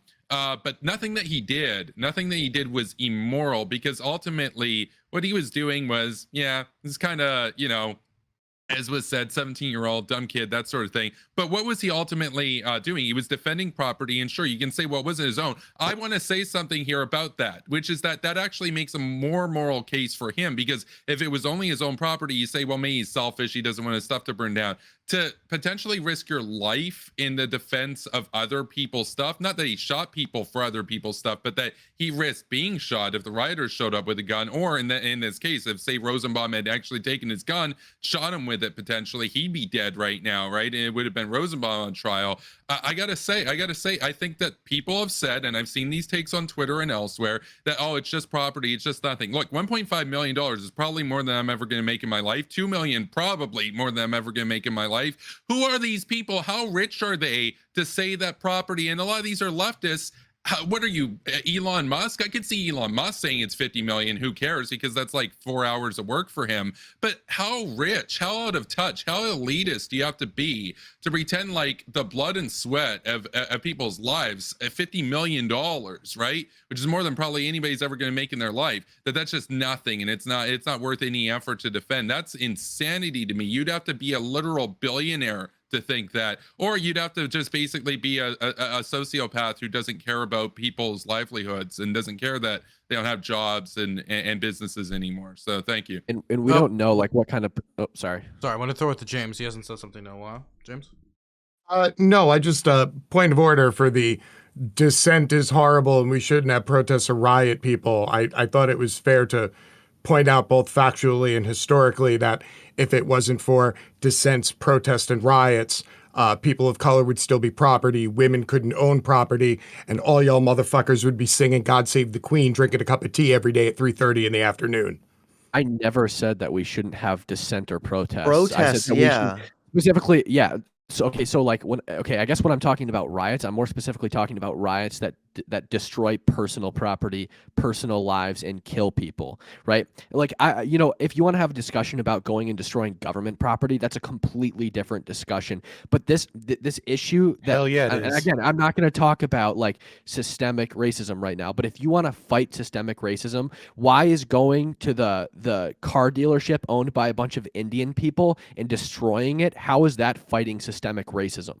I don't think Right, it is. it's not Okay, at so all. then you're not. So just to be clear, then you're not I'm not against against. I'm like not against riots, protests or right? You dissent. just don't think it was justified in the situation. No, I'm against riots that destroy personal property and kill people. Okay, but I'm If you just want- saying, like the American Revolution did destroy a lot of personal property. Yeah, but if that was a different hold on, wait. So I need to cut in here. So That's a when war. is rioting acceptable? Is there ever a time where rioting is acceptable? And I would say yes. If let's say, for example, we live under like a complete like crushing authoritarian government, right? And we have no option, no legal alternative, no institution to turn to the point that we have no choice. Syria today, Hunter, Syria today is exactly that. People like Jimmy Dore and others have dismissed the protesters there.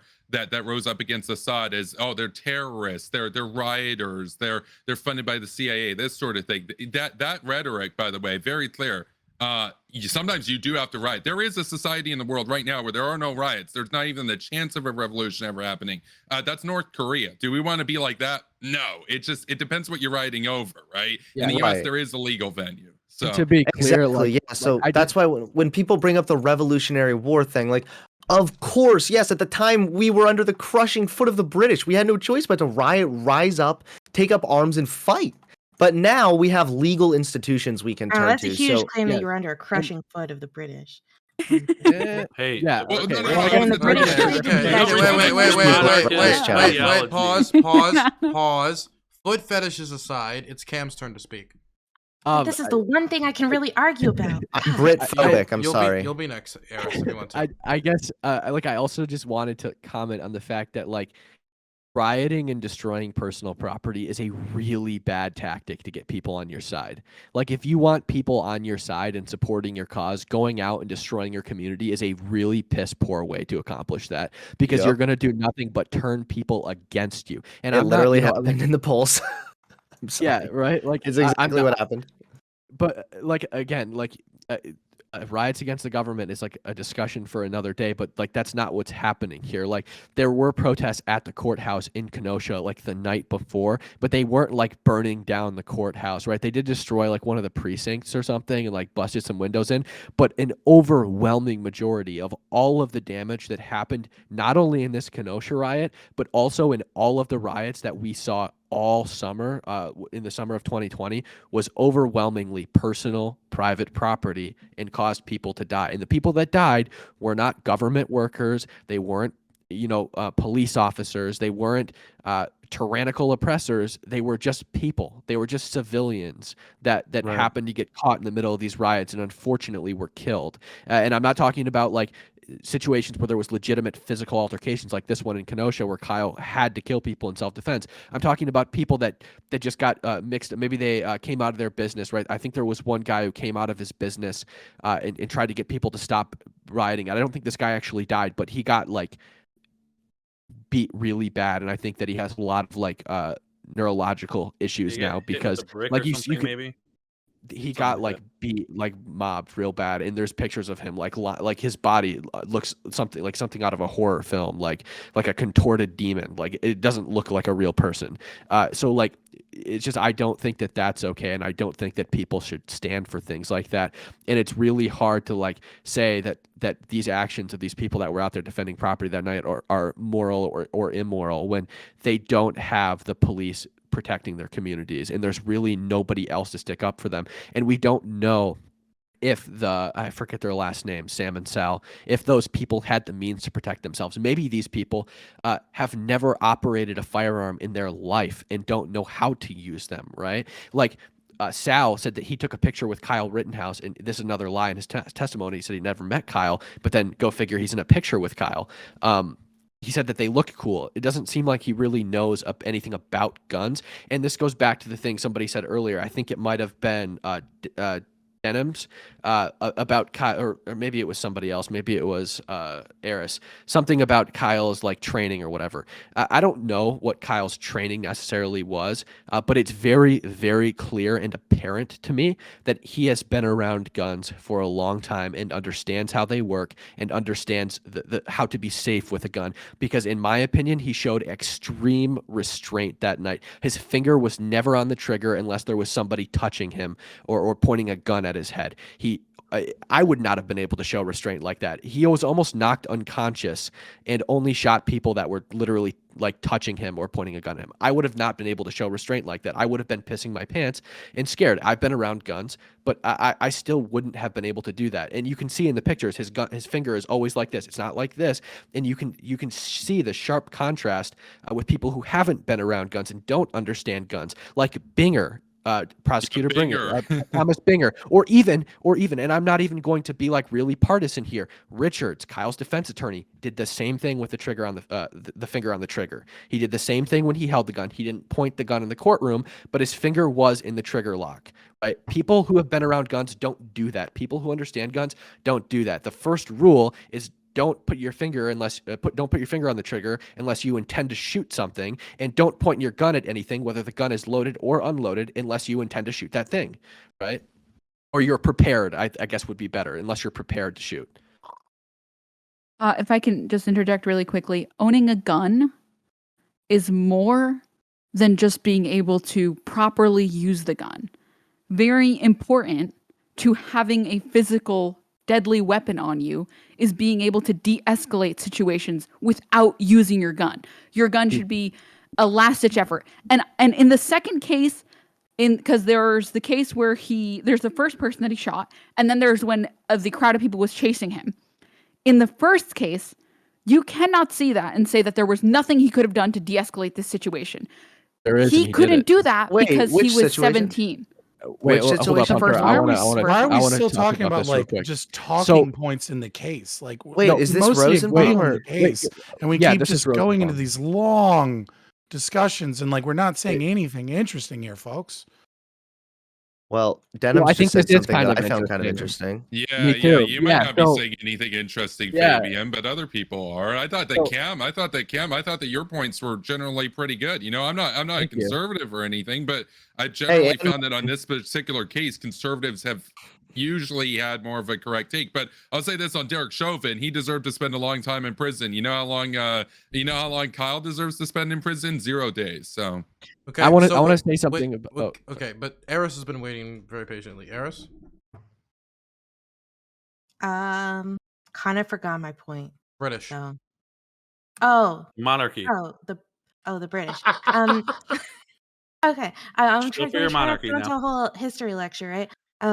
But the big issue, like if you go back, the reason why, like, the idea that the Americans, that like the United States is literally founded on this idea of revolting, and somewhat violence, right? And I kind of like don't understand. It's one of the reasons why you guys like love guns so much. I mean, out of every country in the world, you guys are fucking obsessed with guns. It's weird as fuck to me. I don't get it, right? But if you look at your history and you look at like why you revolted, like, so it's like you can't say that you're not, like saying that you're like against all rioting, no matter what, just seems I don't know if like you're lying to yourself or you're just like not being consistent or something like that, because I really think that there are situations that you could think of where rioting would be justified. If you were trying to get attention to an issue, like if I don't know, if family members of yours like were being put in like concentration camps or something and no one was caring and no one was listening. Yeah, so if you have no burnt other the building institution, and put a thing like it's just be honest that in this situation you just don't think it's justified, right? Yeah, I think And that's just what we think said, that right? You're not participating in, like, this partisan differentiating. bullshit. Yeah, we're not You're saying not differentiating between violence against a tyrannical state, right, and burning down your own community wantonly with no regard for what, like, it's even in the founding of the revolution, right, you had loyalists' properties that were being burned down, right? So if we're going to be honest about it, right, it's probably not the best way to have gone about it, but hey, I guess it worked out in the end. But you're not differentiating the idea of like even your own talking points, But right, those are rioters like what if regularly you're targeted. Okay, Think about it. Car first of all, source I hate didn't defending oppress rioters, anybody. This right? is like 'Cause I'm like total law and order. People rose up in Damascus. Say, Kevin, I speak. Nobody is talking. So let me be clear. If somebody asks Eris a question, everybody wants to pile on and give her the 20 questions, okay? Now, I'm pretty sure if you were in her spot, that'd be pretty uncomfortable for you. If Cam, for example, let's say when the religion topic comes up, somebody asks you a question about God, then 20 other people ask you a question about God, and you're sitting there like, ah, shit. Wait, I'm you're not really religious. Oh, really? I'm an atheist. Yeah. I had no clue. Based. Okay. Huh. Yeah. But Well, anyway, I was just trying to respond I because I know. thought it was kind of directed at I'm a me. Christian I know, I Minecraft just wanna- server. Christian Microserver. Anyway, Eris, please respond. Sorry, I just want to make sure you got time to properly respond. Oh, thank you. I'm trying to remember what my point was again. The like, what was I saying? Did I write it down? Wait, was someone gonna help me out? I think you were I was gonna saying that say there's the a riot. differentiation between Okay, like rioting I against totally reject that property notion. wantonly and like Okay, I reject rioting that notion, against an right? oppressive state. Rioters, especially like lefty, if you're talking about like lefty rioters, right? like they're often going to be targeting, especially when it's like planned ride stuff, they're going to be targeting what they regard as like these like big like corporate, versions of or symbols of like corporate evilness, right? So like they'll target like a Walmart or things like that. And on average, that's usually what ends up happening. Okay, obviously not a lot. Yeah, I just like, reject that. there are obviously like there are obviously a lot of like shitty rioters that end up just like destroying random people's property and all of that kind of stuff because they're just typical hooligans, right? But the but like I don't understand like why there's some rules that are like it's okay if it's against a state, but if it's against an idea or a problem or something that you find dangerous like in your society, like why that would be necessarily different. It You seems don't really understand why silly. there's a Eris, difference can- between wait. attacking the state and burning down your community and like regular hardworking Americans' Wait. property, like their livelihood. Like that's Burning the down difference. You're aspects of the attacking state down can- their. Wait, the state is the community. No, it's No. not. No, all right. Wait, like no. let's get Mark In a Hughes the fuck democratic out of here with society, that. you really don't Like think I'm so? not taking. Well, I'm a fucking Eris- ANCAP, so I'm not going to Wait, take did that I just- Marxist did I miss philosophy something? to its Okay. This is Dude, getting okay, Russ, this is ANCAP does not work. I'm sorry. It just Okay. doesn't. so this is getting off the rails. So I'm gonna throw it over to Cam. Okay, And so then Biggz. I Eris, saw Biggz raise his hand a while ago. I'm gonna make I sure he gets also, his turn. because I want to. Eris, I kind of want you to think of it this way. So if there is like a crushing foot of tyranny in a country coming from the state, if you're just if your revolt is just like burning down the personal property of other people, think about it this way. Those other people are probably also suffering under the foot of that tyrannical state. So what good does it do to burn down those people's property? Why wouldn't you bring all that energy to the state rather than to the people who are also suffering just like you? Well, Like, she I just don't- admitted it. She said property is that there's no differentiation, right? So she just kind of let the mask slip on her anti-capitalism, right? So to her, the large institutions of private property are just more versions of hierarchical states, right? So that's why. First of all, I am not an anti-capitalist, okay? And I'm just trying to demonstrate why, to me, it's the exact same. It's to me like if you are against, you either think like violence is justified for some kind of political or moral purpose, or you don't. Or you could just say, hey, I just don't think this situation justified it. And it's really simple to just to bite that bullet because I think that's totally rational. That's I what think I we're would all write. saying that though, If- right? Are yeah, we? wait, I thought the whole panel here was in agreement that if you have no other alternative, if you have no legal avenue or institution to turn to, and it's the state that is oppressing you, then yes, rising up and rioting is probably the best move there. But that's just not at all what's happening here. It's kind of disanalogous, I guess. If Billy was bullying my little sister, and I wanted to confront Billy, would it make any sense for me to go punch Angelica, a random girl that's also, let's say, at the daycare in the face for no reason? Like, why wouldn't I take the issue to Billy? Like, I don't know why just like bringing in random third parties and destroying their things for no reason. Like I said earlier, it literally just makes the situation worse because nobody is ever going to want to support Clarifying your cause question? if you're destroying their property. Yeah. Does Angelica play League? Very important question. No. And it's Oh, okay. justified. Never Anyways, mind but then. then Okay. that's Wait. your issue. Okay. Wait. We We gotta. We've been talking about this for over right? almost 2 hours now, which means we're Can I not gonna be make able to one get to point? the third topic. So we do, And it's not so- even one of the topics. Yes. So we gotta wrap this up like right now. Okay. If we have any dream of getting to anything else, so we're gonna have everybody give their final statements. Biggz, I'm sorry. You're fine, man. I'll let you give the first final statement though, and introduce yourself. Awesome. Thank you. My name's Biggz. First of all, I want to thank Dylan for having me on as a fill-in here. I appreciate it very much. You can find me at Biggz8500 on Twitch, Twitter, and YouTube. I didn't really. I was watching some of the podcast before I hopped on here, but I think that this case basically comes down to basic self-defense for the most part. I agree with Fabian and Cam that it would be much better for people to riot towards the state and not towards other private citizens. I think that just creates a dichotomy of people that are against you, not actually willing to join your cause. I think that seems to be the general consensus for the panel. But yeah, I just think that this is a clear case of self-defense. I think the whole case was trying to be built by the state on a lie, basically, from fabricated evidence, basically. and I think that was just wrong. I think that they were lucky that this went to uh, acquittal, because I think if it would have went further, they would have had a lot more stuff to answer for. But yeah, I think that this is pretty clear cut. Anybody who thinks that that's not the case, either they didn't follow the case and the evidence, or maybe they have just some other ideological differences that I just don't share, as far as like the rights of people, the right to self defense, the right to bear arms, and so forth. Okay. Cam?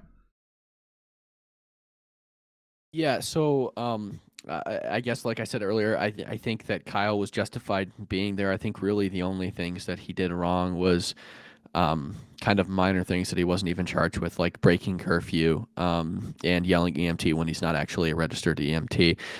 And, you know, like, with that being said, I think that Kyle had just as much a right to be there as anybody else, because everybody was violating curfew, which means nobody there had more or less right to be there.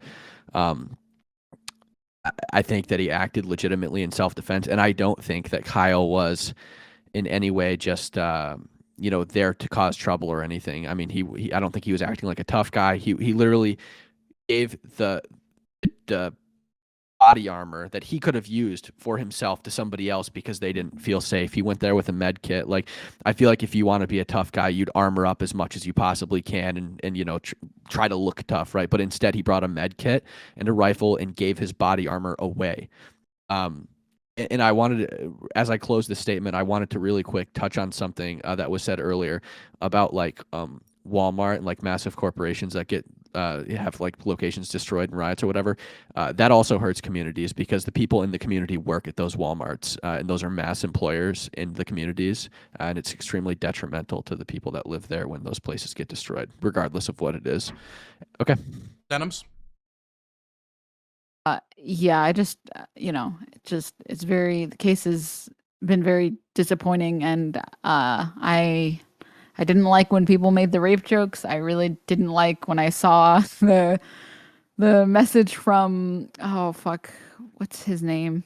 The two people in Congress who were like, "I'll offer you an internship once you get out, Kyle." Didn't like that. Didn't like that at all. Just a lot of cringe, just all over, and I'm excited for this to move on so we can finally start talking about other things in general, not on this panel. Until he goes on Tucker Carlson this Monday. Eris? Well, I would like to just finish the point that I was making earlier, which is basically that the United States like was literally founded on the idea of like revolting and rioting and using violence as a way to push some kind of political end. The main reason why the United States, why the colonists rioted and revolted against the Britain was because the UK, sorry, because the king had actually made deals and treaties with the indigenous peoples to give of the United States of the Americas, right, to give them certain lands. The colonists wanted more of those lands. They felt it was unfair, and that was actually like the main reason for those rioting, because they didn't feel, and for the revolt, right, like because they didn't feel like that was fair for the king to be able to make treaties on their behalf, right? So that's what the United States was. That was the real force of what they justified their violence, right? And I think it's totally fair to say, and this is what I would say, is that this situation was not justified. I actually think like looting a Walmart for the sake of, for like the Jacob Blake situation is totally unjustified, right? I just wish we would be more honest about the fact that we all know that there are lines in which violence is justified. We just don't think that this situation met those lines. And it really frustrates me when people try to like lie to ourselves that it's never justified. Rioting's never justified in any of that. And also violence against the state is can actually be argued that it is communal property. So Fabian? Yeah, a couple of things. You know, I think the founding of this nation was based upon Enlightenment principles. I mean, Thomas Jefferson wanted to add life, liberty, and property, right? And instead he changed it to the pursuit of happiness because they were worried that it would be used to justify slavery. But, you know, so that's why they kind of changed John Locke's thing. Like, So I just think the idea that there's obviously a difference between violence against the state and violence against corporations, and of course, definitely violence against your own community. But more important, again, I wanted to talk about this multiple times. It seemed no one was interested in it, so I'll just bring it up at the end. I think the biggest failure of this situation is that the left failed to engage with prosecutorial misconduct and instead wanted to talk about how evil Kyle was and how he was this crazy right winger and just feed this misinformation and bullshit to everybody and try and get people riled up about it when it was a case he was clearly going to win, right? You know, the left should be supporting this kid. Right? He went out and defended his community. He engaged in community policing, right? If we want to defund the police and we want to have community policing, that's exactly what he did. He was way better than any fucking cop ever would have acted in that scenario. And when we look at the prosecutorial misconduct of possible Brady violations, Fifth Amendment violations, the fact that Binger is likely hanging out with a fucking judge and is a corrupt assistant DA, the fact that Jump Kick Man may have actually been identified by the police the entire time and they withheld that so that the defense couldn't call him as a witness, et cetera, et cetera. These are the types of things that are used against low socioeconomic status people and people of color and minorities. And we could have gotten the right on understanding why our judicial system is fucked. But unfortunately, the left and the right too, but in this instance, the left just wants to play partisan politics and doesn't have any fucking principles whatsoever. Instead, they have preferences because they're consequentialist, evil fucking ethical positions. And instead, they want to engage in partisan politics and ideology instead of actually helping fix this country. And I think it's sad. And I think it shows in this conversation because everyone avoided the topic completely. Okay, next is going to be Hunter Avallone. Sure. So the first thing I'm going to push back on is the idea that America was founded on violence and rioting. So again, rioting is absolutely acceptable if you have no other option. America, they had, at the beginning founding process of America, they engaged in violence and rioting, but the country was not founded on rioting. In fact, I would argue that because this country was born out of Enlightenment thought and we set up institutions that you could go to, like the criminal justice system, to seek help, it was actually an argument against engaging in violence. They were creating a system where violence hopefully wouldn't need to be used because instead there were institutions set up that would Like be those able to represent the institutions people. those institutions all came from from Britain.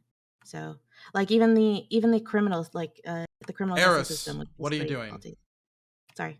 Well, it's okay. I wanted to hear what she had to say there. I'm interested. So I mean, I could be wrong. Yeah, but just I'm not. Continue. Yeah, and I just to be clear, if I Eris. said it was founded, I didn't mean Continue, Hunter. sorry. Yeah, it's just ultimately I think that although there was definitely violence that we engaged in order to found this country, it was ultimately because we had no other option. There was no institution we could turn to for help. We had no choice but to engage in violence. As far as what happened in Kenosha, there were plenty of other options. For example, we could have talked about the fact that 7 shots in the back, that seems a little excessive. Maybe we can talk about how, although the shooting ultimately seemed justified in him turning around because of the way Jacob Blake was turning around with a knife and whatnot, shooting him in the back 7 times, that seems excessive. Maybe we can talk about that. But instead, it gets scattered all over the place, and then we get all mixed up. We start talking who's defending riots, who's not. At the end of the day, Kyle Rittenhouse is not a guilty person. He was acting in self-defense. We can have broad conversations about what should and shouldn't have happened, but one thing that absolutely we should push back against is the rioting, ultimately. And on the pure fact that when rioting occurs, you can literally see the approval for Black Lives Matter plummet. Every time. We can make real progress by keeping Black Lives Matter in the spotlight and keeping this the approval ratings up, but when rioting and looting occurs, the opposite occurs. Okay. Just to be clear, during outros and intros, we do not speak while other people are talking. We're gonna now throw it over to James. Well, I think it's telling to point out that Well, yeah, I agree with Hunter. Oh, sorry. I thought I was. So I'm gonna throw it out here and say that probably Denims and I are the two people who are maybe the most left angry about this on the panel, shall we say. And that literally both of us in multiple instances have said that the self-defense was going to be passed legally. None of us are surprised. None of us made, neither of us made any excuses for anybody. I pointed out the fact that he shot people in the back and how it wasn't an automatic rifle. Therefore, every single one was an individual trigger pull, and how maybe all those shots in the back might not be self-defense. I brought that up. But at the end of the day, we have a whole bunch of people complaining about how hyper-partisanship destroys everything and makes it impossible to have good conversations, while then going into 4-minute diatribes about the left. So I'd just like to say, don't believe the hype about people who, want nonpartisanship when all their arguments are partisan. Okay, and lastly, it's going to go to Kevin Castley. Yeah, thanks, Dylan. Okay, so just some closing thoughts here. Obviously, to recap what I said, Kyle Rittenhouse acted in self-defense. It's very clear on the evidence that's been provided. I was a little bit worried based on how long that the deliberations took, but it was very clear that, they came around and ruled justly on that. I also, this topic was about the left, so we focused on that a fair bit. If this is about Derek Chauvin or whatever, we'd be talking about the right. If this was about Vladimir Putin, we'd be talking about the disinformation of the right. So it's a little bit different. So I just want to say on the point about guns in the United States that was brought up earlier, Canada has the 7th largest number of guns, and we don't have anywhere near the number of violence. So change the laws, in the United States, but don't convict people on things that were legal at the time. That's an immoral thing to do. I don't think that Kyle acted immorally. I think that the defense of other people's property is actually a boon to his character, and that he was willing to do something selfless in that regard. I didn't like the false equivalence between rising up against an oppressive dictatorship and burning down a private corporation, which that was insane to me. I thought that very clearly, that the Commonwealth of 1770, or the Commonwealth of today, the gentle Commonwealth of England, is not the dictatorship of the empire of the 18th century. And finally, I'll close by saying that the state is ultimately, in a democratic society, with the social contract as we've got, it is a community in that sense. And if you have any questions about that, if it's too big brain for you, you can read Thomas Hobbes about that, and not just the Coles notes. Actually read the Leviathan and what he had to say, and you would understand that the state is inevitable. Just what do we make of it? I would opt for a democracy. Thank you. Okay, now we're going to go into the next topic, and it has to do with racism in America. Specifically, how do we teach racism in modern America? Teach about it.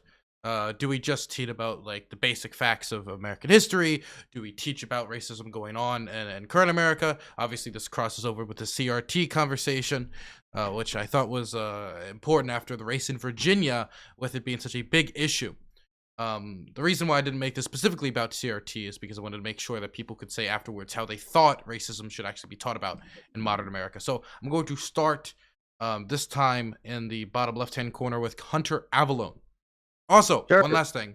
If you want to say anything about the last topic, the intro to this topic is the last time you can mention anything about it. Hunter.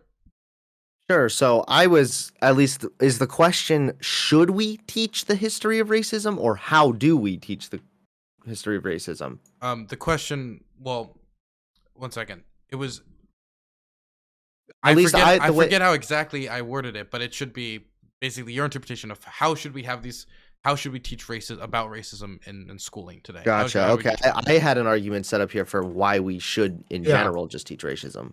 Either works. You could go. Okay, yeah, then I'll just go with the more general thing. Of course, we start by saying how all white people are evil and racist. And no, I'm just kidding.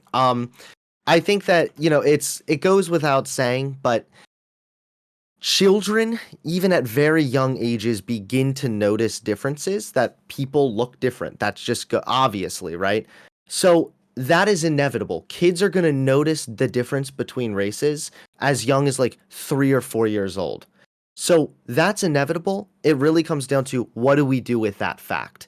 And we have to be willing to teach the history of racism in schools, so that, in a way, we don't end up repeating history.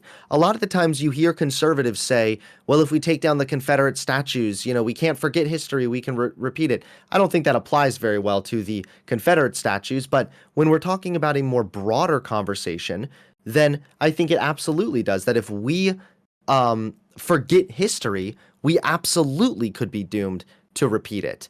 There are also a lot of studies that show that introduction to diversity actually tends to make people far less racist. So I think that, yeah, absolutely, we should be giving age-appropriate conversations about racism in the past, what racism looks like, and how, maybe ways steps to take to be kind to everyone. Just general ideas like this. Absolutely, we should be teaching that. It only makes society a better place for everyone. James? Yeah, we should definitely be teaching slavery as a part of the history of the United States of America. Saying that the U.S. shouldn't teach slavery in schools is like saying, oh, well, in Germany, they shouldn't bother teaching anything about World War II and the Holocaust because, gosh darn it, we don't want our kids feeling, bad about themselves and their history, when people call them killers and stuff. So, we have to really think about the feelings of the children. So we can't possibly discuss, anything shitty that our country or nation might have done in the past. It's a ludicrous it's a ludicrous take at best.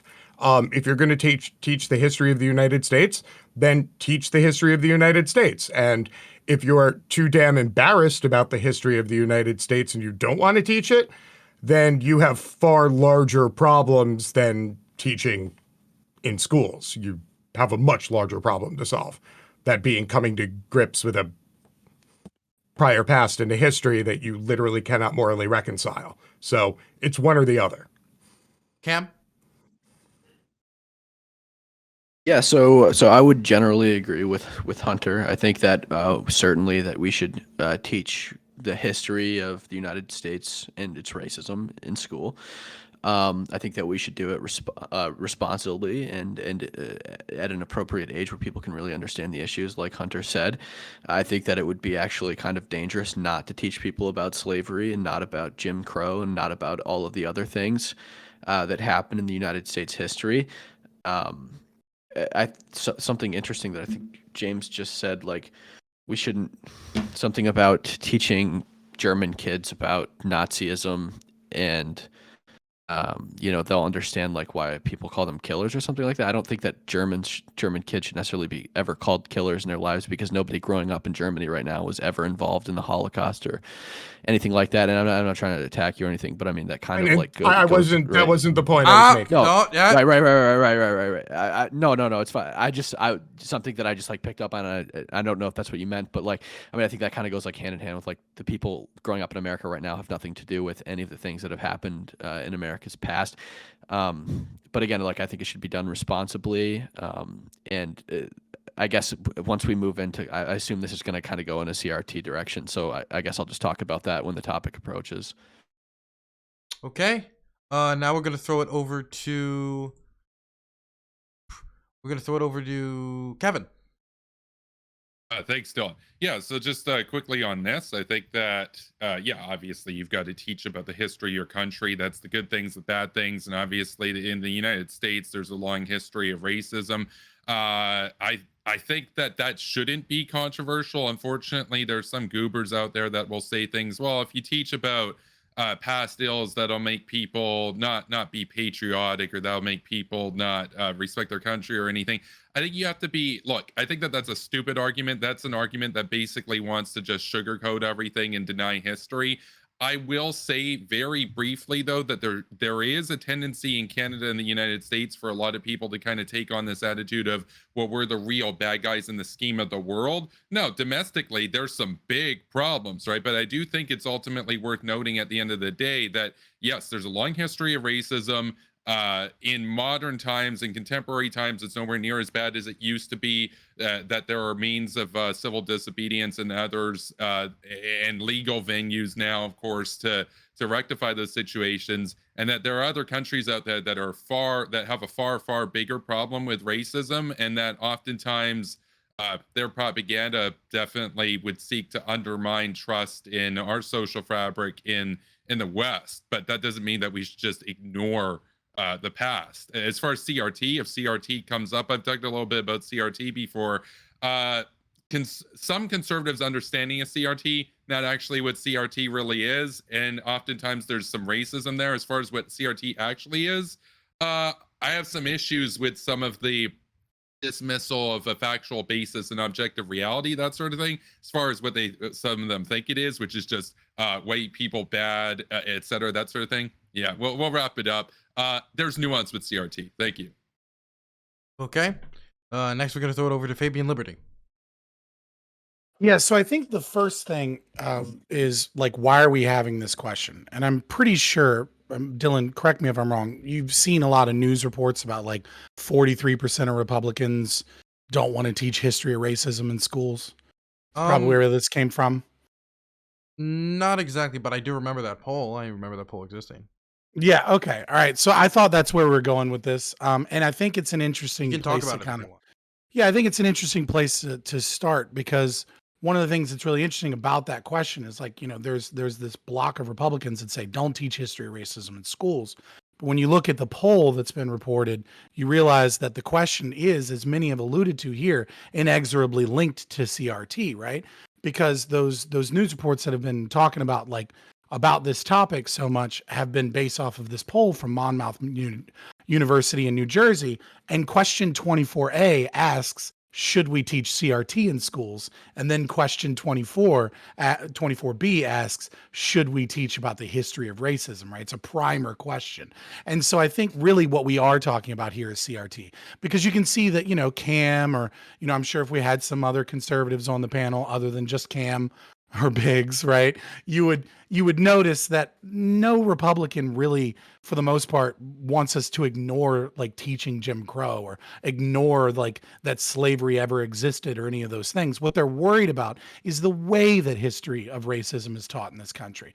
And I will say one thing though that is a little interesting is I think maybe we focus a little bit too much in our education about teaching history instead of teaching philosophy and how to read history.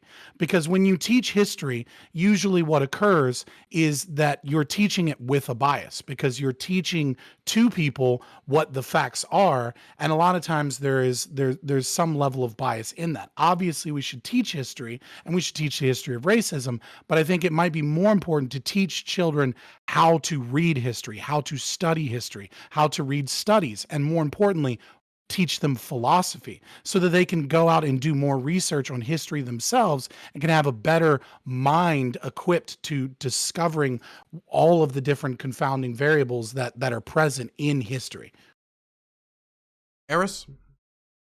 Okay, well, first, epistemology and historiography is a part of any good historical curriculum. So if that's not a part of it, then that's just not good history, right? Because anyone who knows, like anyone who studies history, at the university level at least, knows that you learn epistemology, you learn historiography, you learn how to be critical of sources, and how to be critical of biases and all these kinds of things. And I agree that they're very important. In terms of CRT, right? I really think, and I might surprise some people here, that I really don't like CRT.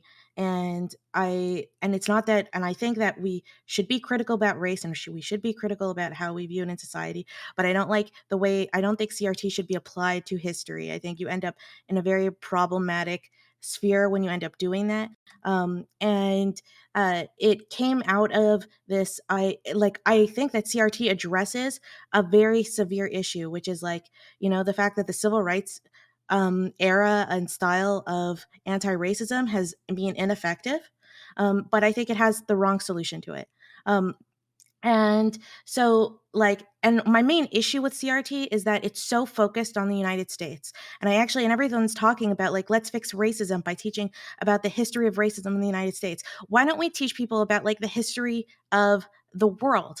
Right. And the American education system and the American historical education system is so focused on American history, they don't even know basic facts about things like even in Europe, right? In history, we have this concept called Eurocentrism, right? Which is like where European countries are regularly when they'll teach things from like a Eurocentric perspective. So it's like you'll be focused much more on something like Henry VIII and his 6 wives than like the entire Ashanti Empire in Africa. But sure. But the big thing is like, and I really see that the Americans like history education system does the exact same thing. The truth is Africa has this amazing history, and most black people in the United States are not taught anything about what happened to them before the United States, and what kind of extraordinary empires and wars and technologies and all these things that ended up being discovered in the United States. And I think that to me is a better solution than just immediately jumping to a very, very like radical concept of CRT to answer this issue. Denims? Sorry, I got a little distracted by Eris's statement, but I want to say that for later. Racist, okay? Yes, America, fuck America, amen, brother. But no, I think that of course America's history should be taught to Americans. I don't understand what other venue people have to learn about the fact that like, hey, we kind of oppressed these people, and then, first we enslaved these people, and then we didn't let them have rights for forever, and then they're still kind of like trying to catch up to the generational wealth that like white people in America have had.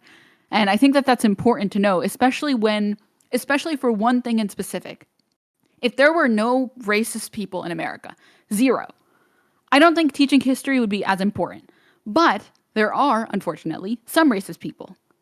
I'm not saying that like all conservatives are racist. Please do not strawman me. I'm saying that there are some people who are actually genuinely racist.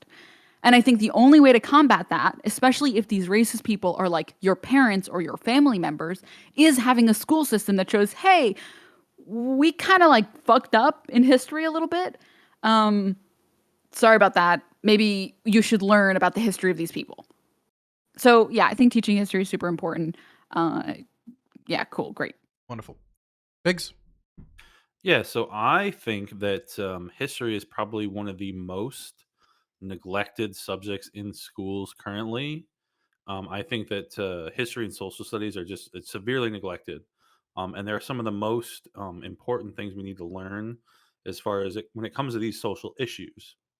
Now, as far as like teaching history and how we go about teaching history, I think we need to focus on the issues that we have. Obviously, like depending on what subject you're teaching, but like American history, I think it's perfectly fine to teach the history of racism all the way up to the Jim Crow, redlining. I think all those things are super important. I think this is completely kind of neglected by the education system in general because it's not like a hard science that we focus on like math and science and things like that.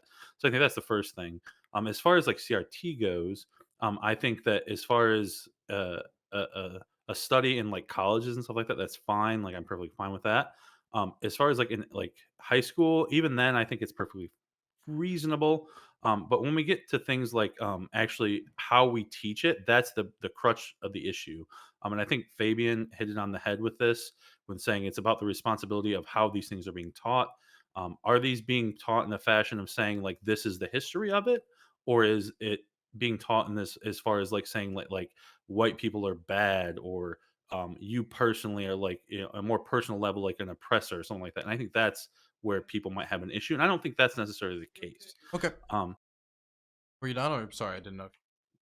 I can be done if you want to move on. Oh, No you problem. can keep you on. No, I'm good. Basically, I just okay. want to say, like, I think it's all about how it's taught, and I think it's perfectly reasonable. I would probably preface by saying, like, I think things like CRT and racial issues probably shouldn't be taught in elementary schools.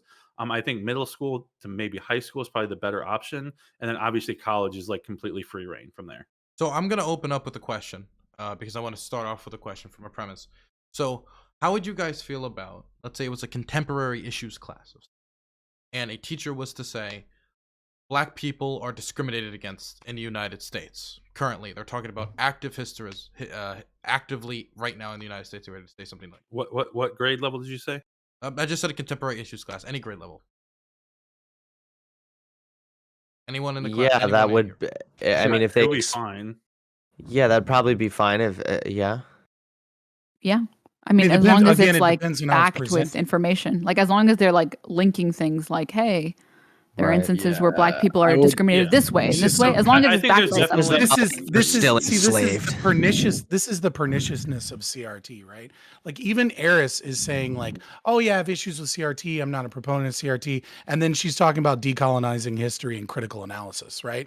Like the fact of the matter is that like you have to be really careful about the way you introduce a lot of these elements, because critical race theory is very different sociological meta narrative than, let's say, structural functionalism, systems theory, right? Or symbolic interactionalism, dramaturgy, right? Like these things are sociological lenses by which to view the world, and you can kind of pick up and put down and get a different level of analysis. What CRT is specifically stated Marxist praxis. Right. And so when you start saying things that come straight from the line of whiteness, identitarianism and Volkism, right? Like you're getting into an area where that's really dangerous and pernicious if you start allowing concepts such as these at too young of an age, because they are praxis in their very nature. And the praxis is designed to upend objectivism or objectivity. It's designed to get rid of common law. It's designed to deconstruct and reconstruct through Marxist materialist dialectics and destroy the institutions as we see fit. It's designed with black liberation and the idea that black people, like the evidence that's used is specifically epistemological standpoint epistemology and like narrative. Like there's a lot of fucking problems there. And when you just say like, oh, well, let's just talk about this one instance, it's like, well, you're kind of devoiding it of the context of what we might be getting into, which is that CRT is a pernicious praxis-based form of Marxism, and you have to be extremely careful if you allow that into our young minds. Yeah, CRT is a graduate level course. I don't know why you're talking about young Yes. minds. It is not taught for K through 12. Yeah, it's really not. Exactly. Yeah, But- except but Ibram people- Kennedy is writing books for fucking elementary school, right? So just Yeah. because CRT is a graduate level studies doesn't mean that we're not introducing ideas of critical analysis, dialectics, have to race look at- consciousness, etc. Yeah, but into some our of those school are system. good So that's a things. problem. Wait, No, but they're some of all those are- fucking evil. They're No, evil. some of the things you're mentioning with Okay, we're gonna have people respond one at a time. Multiple people talking at the same time. So I'm gonna have Hunter go, and then I'm gonna have Cam, then Kevin. Okay. I was just going to say, with the fact that critical race theory is just, it's a lens, it's an academic field that provides a lens, a way to look at issues. It's a way to look at how some issues kind of intersect So you're with... denying that it's praxis? Are you denying that it is also praxis? I'm not denying it or anything. I'm just trying to generally explain that... Right, actually, but you're generally it- explaining that it's wrong. It's a praxis. It's not like other sociological meta narratives. Okay, okay, we can... I kind of forgot where I was going with this, so go for it, buddy. I think the point that Denims made was really interesting, that this is a graduate level course and it's also a theory.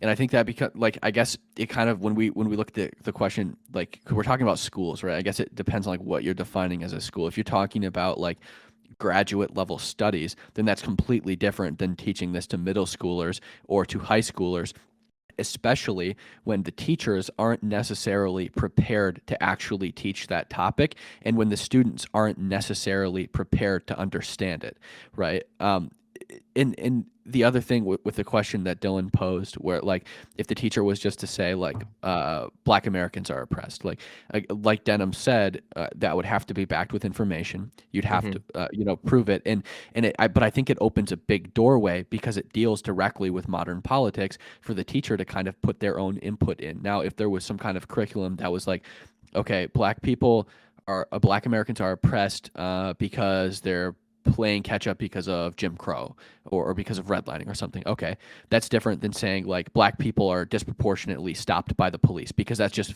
like physically not true. According to the Bureau of Justice Statistics, there's no statistically significant difference between police-initiated contact with Blacks and whites. Whites are actually stopped more often than Blacks, but it's only by 1%. It's a statistically insignificant difference. That would just It's be their an outright deaths. lie. It's not initiation. Blacks make up 27% of initiations, 13% of the population, but blacks also, like, you're getting the deaths wrong. Yeah, no, but like you don't compare police shootings to population size. You compare it to to police contact. Right, That I was just want to part of correct the that experience. necessarily initiations, but initiation of right. force. Right. So, but like, So doesn't it show some Sure. kind of a bias I- if they are killed at higher rates but have similar levels of initiation? Yeah, you're with getting police? into Okay, politically let's- provoked territory. You yeah, probably so- don't want to go there. Right. But I mean, we're they gonna- also commit yeah, it's 52% gonna- of the violent crime. what I was getting Please at is don't we're gonna- 1350. it's gonna Wait, it's gonna wait, to the 1350 Also, as a minus- general wait, rule, can really- we please stop wait, saying wait. blacks?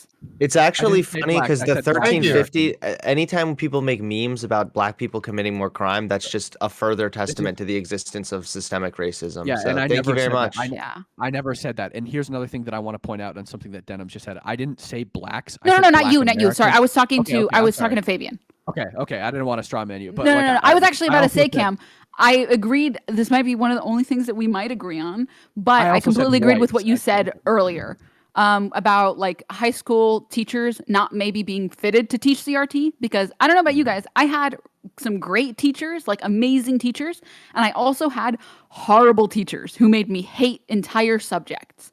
So I'm not sure that I want teachers who are underpaid, overworked to be teaching complicated topics. So I do agree with that.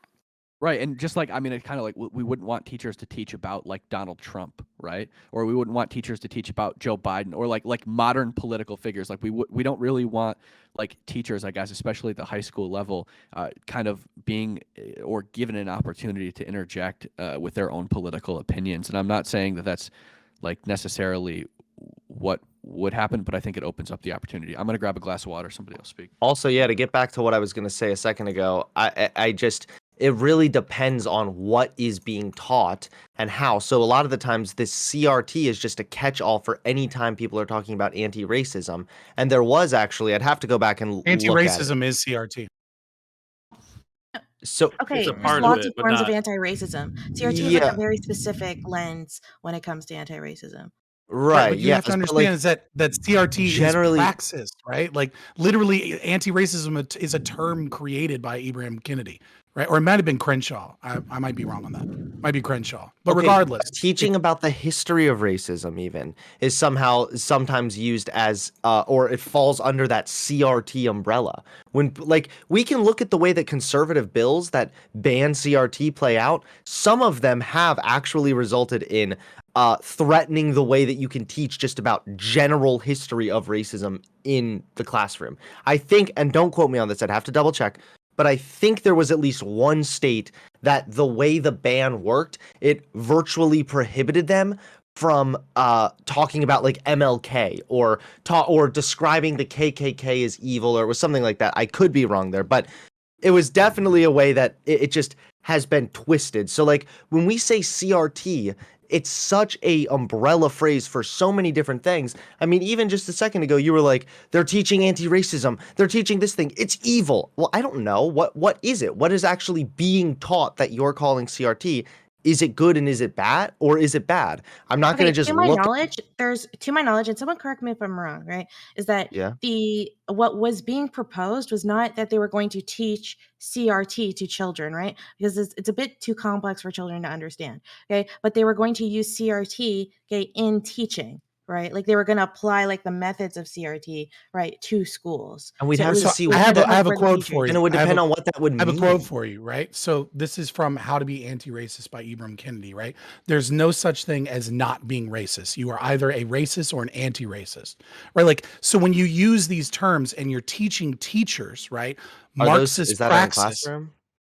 But you're teaching teachers, right? Marxist praxis.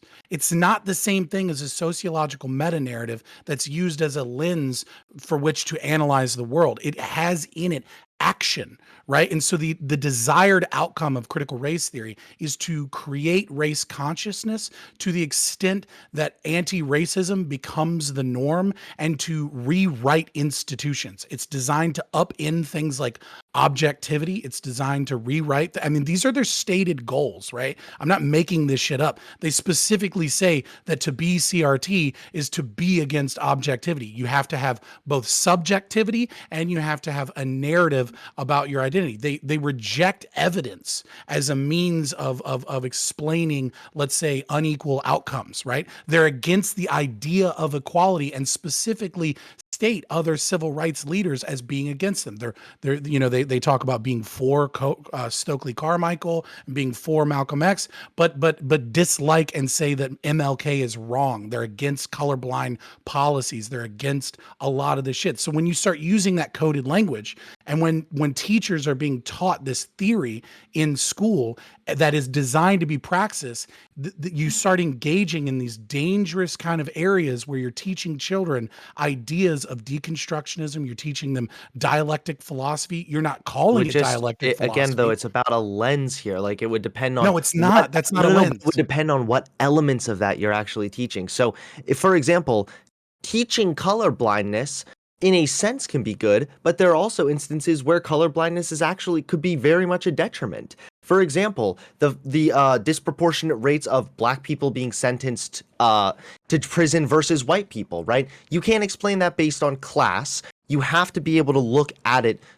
from a racial lens there, But because that's not what it's colorblindness disproportionately is. negatively affecting This is racial where the groups. praxis starts to trick people because they don't really read up Ah. on what CRT is, right? Colorblindness that they're against. They're not necessarily, you're not saying like, oh, you have to see color when it's pertinent, right? That's just rational. That's regular. That's fine. But what they're talking about is they're against the institutions having colorblind legal policies if they don't equal perfect outcomes, right? Well, what does that mean? So, like, That means that the justice system is wrong if the same constitutional laws apply to black people that apply to white people. And then our justice system needs to be rewritten so that it's a different justice system for whites and blacks because we live under white supremacy. Like, it's way more dangerous than that, but they trick you countering the into balance. thinking that it's not. I mean, What's okay, yeah. The thing is I'm not even in support of critical race theory. I've even acknowledged multiple times that there are plenty of negative elements to it. I just sometimes when it gets so insane when you're telling me all these kind of things that just it makes me want to double Because check CRT is check it insane. myself. Like, you should check it out. Well, Like, it I'm makes me want to telling you. fact check it myself what you're saying, but also Just read an generally introduction, critical race theory. I want to right? say an introduction. right. All I want to say really third quick though is edition. that just critical race theory, it's not really great. I'm not a big fan of it at the end of the day. I just think that it should be seen as what it is, which is ultimately a lens and a way of looking at things. I know that you're pushing back on that, saying that it's actually praxis, but again, I think that it's much more. They state that it's praxis, so that's the much, problem. Okay, I think it's much more beneficial though to actually look at these individual ideas and see what they mean, rather than just saying critical race theory bad and then saying what it is. Like, we can go through each and individual thing. What does it mean to be colorblind? Is that a good or bad thing? What does it mean to be anti-racist? Maybe the way that racism works, considering it's subconscious, maybe that means there are times where we have to be consciously aware of the fact that we do have subconscious biases. That could be a form of anti-racism. That's also an action that would also be quite reasonable and has nothing to do with It would be if that wasn't what anti-racism is. So right? I think Ibram the X. bigger Again, issue- Before anti-racist anything ideas- else, one second. Denims, Yes. can you define what praxis is? Praxis? Yeah. Praxis is when things that are good happen, and not praxis is when things that are bad happen. Okay, is No. that it? Yeah, it's it. Okay, we both just made $75. Okay, continue. Oh, No. sick. You had a bet. That was a good bet, Dylan. You had a bet that she would give the wrong definition? Oh, someone in chat Probably. was like, "I'll donate $100 to the person who asked her that." So I was like, "Okay," and somebody else added 50. So I was like, "Okay, I'll ask her, and then I'll just split the money with her." Hell yeah, there you go. That's 10 head. That is Fucking- 10 head. fucking Now, if you capitalism. don't give the Let's money, go, you're baby. both. If either of you don't give the money, permit ban. Period. Okay. They continue. deserve it.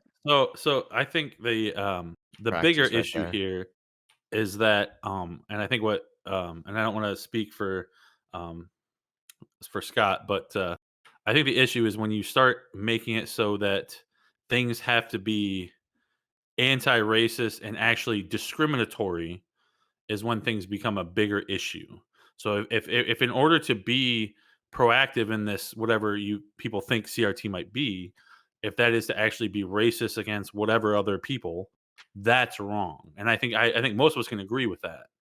But I think as far as like the teaching goes, I think that I don't necessarily think that that's happening yet. I know we've seen some things here and there, but they've been like anecdotal, like minor things. My wife's actually a teacher.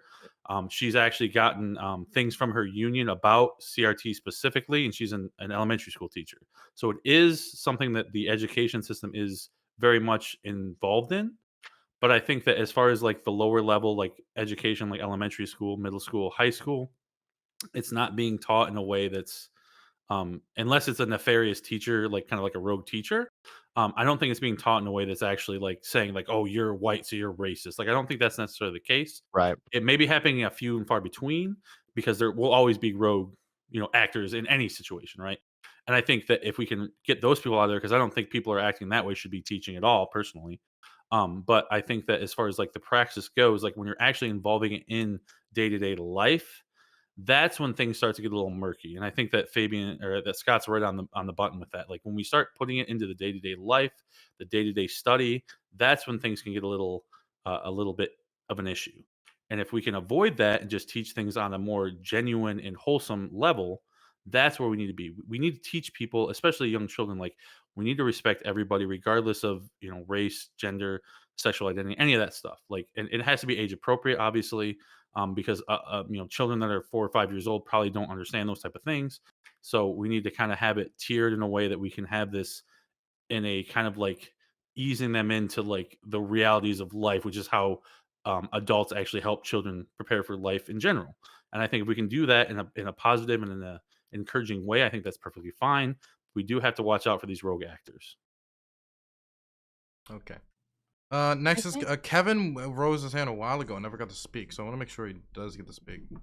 Okay, yeah, thanks, Dylan. So basically, to answer your question from earlier, and then I'll get to the conversation that unfolded about discrimination, I think that there's an importance to distinguish between, like, say, which generally characterized as, say, systemic, racism or discrimination on the whole, versus, say, a more localized or individualized approach. So there's a lot of discrimination that occurs. The question is just rather, was the legal system as a whole, is that systemically racist? I know not Biggz, Scott brought up earlier the idea of color blindness, and that, yeah, CRT would question the colorblind approach at large, to say that it's not sufficient because you have to more or less, I guess the argument would be, elevate or have a different sort of coding based on the race that's involved in a particular case. I would say, though, that in the way that the laws are written in the United States right now, at least at a federal level, it's basically colorblind. Does that mean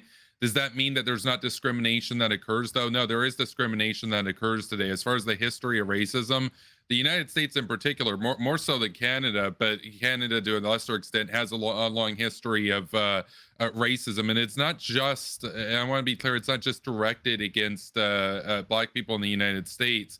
As well in Canada and the United States, there's a long history of discrimination against Native North Americans, and that should be taught too. And that's something that, and this is something I want to be clear on here. I've had some criticisms of CRT, but that's not to say, oh, we shouldn't call it racism or any of this sort of stuff where it exists. Columbus Day was recently in the US, and I saw an absolute lot of trash on Twitter of people basically using Columbus as a dog whistle to hate on Native North Americans. One of my friends, for example, they targeted him, trying to basically dunk on him in a coded way, in a racially offensive way. And yet there were a lot of conservatives trying to say, oh, it's just Columbus, or you against Columbus, without going into history there. I think the history of Columbus is something that should be taught, like even predating the founding of the United States. Some of these icons that are held up as kind of morally good or neutral should probably be more examined, because if you look into how he ran his operations, he was basically a tyrant. He wasn't dissimilar from what Assad does today in terms of how he handled the population in Hispaniola, for example, and that legacy continues on. So it should be a case that applies across the board. And I'm sure that there are instances where you can point to where where in a particular example somebody who's white might be individually discriminated against. But I think broadly, though, it's not really an issue that affects white people very much, and it should be taught. It should be recognized. And I think that the dog whistles are something that should be taught too. So, Eris, you had your blush up, I guess. Oh, thank you. Yeah. Okay.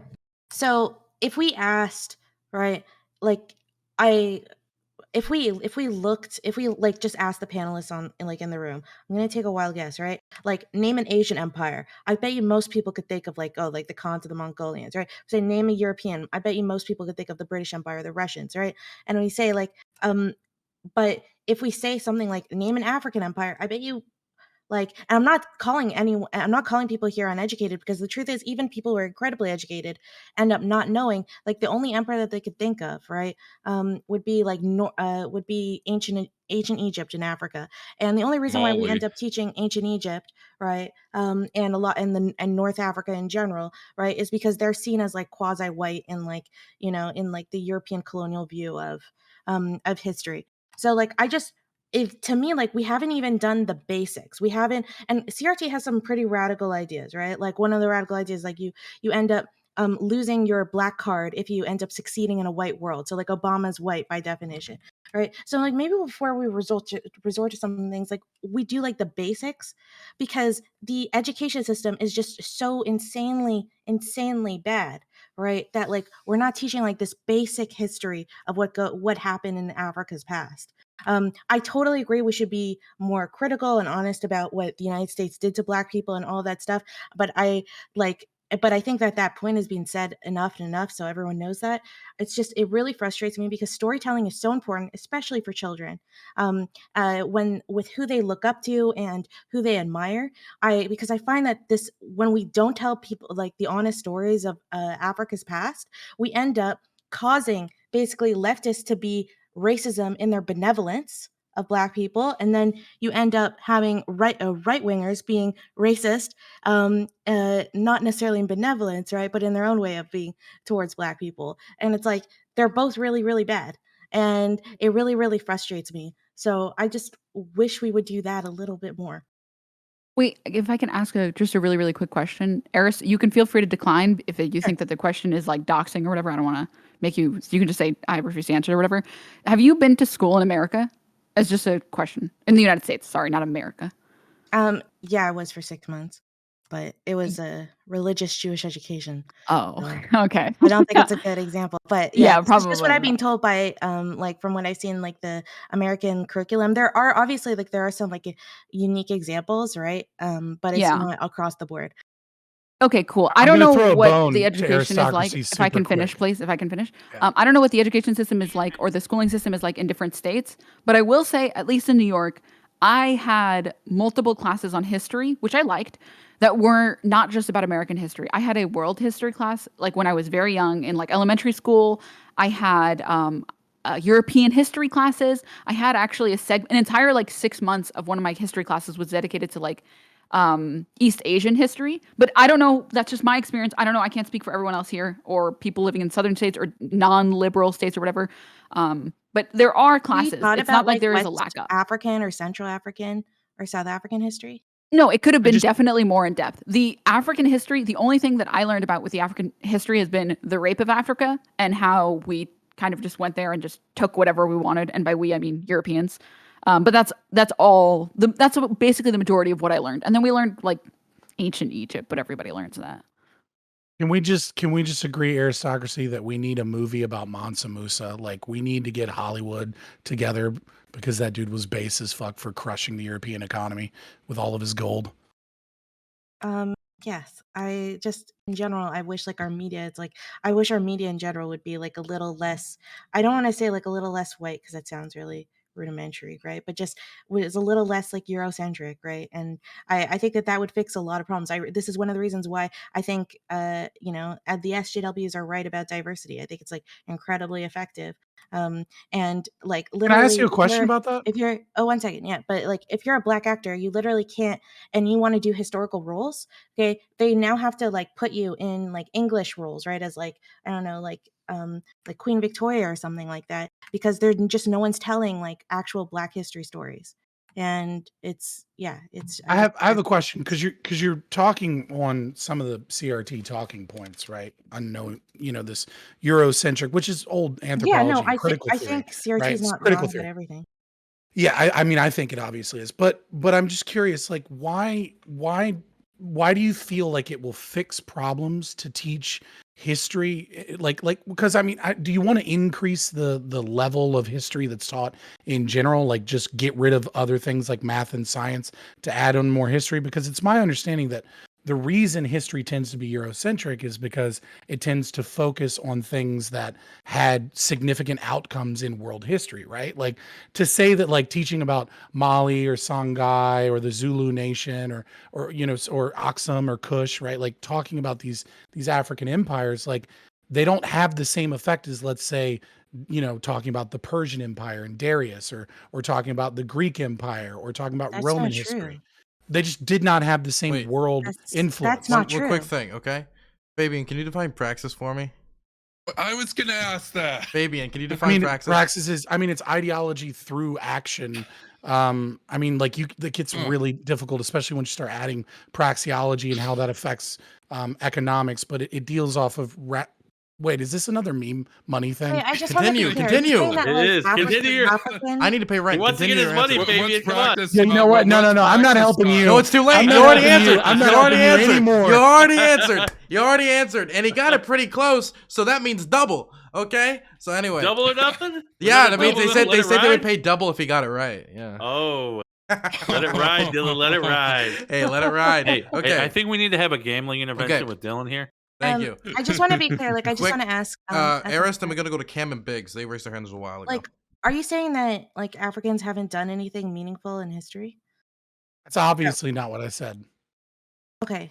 I'm saying that like we rank order history, right? And the cultures that we tend to focus on based off of how much Which is meaningful. how much That's what influence meaningful they means, had in the right? world, right? That's not all of what meaningful means, right? Like there I mean, meaning is saying it's, now you're like, getting into low philosophy, right? So Like, what I think the issue is here is like there's a finite amount of time that we have right. to teach people, right? And honestly, I agree with Fabian that or Scott that it's, to me personally, like in my history studies in school and stuff like that, like not to be like discriminatory or anything, but like the fact of like the African nations didn't have that much effect on like me personally, whereas like things like Native American culture, I think those are like the things that we should be focusing on, like in United States specifically.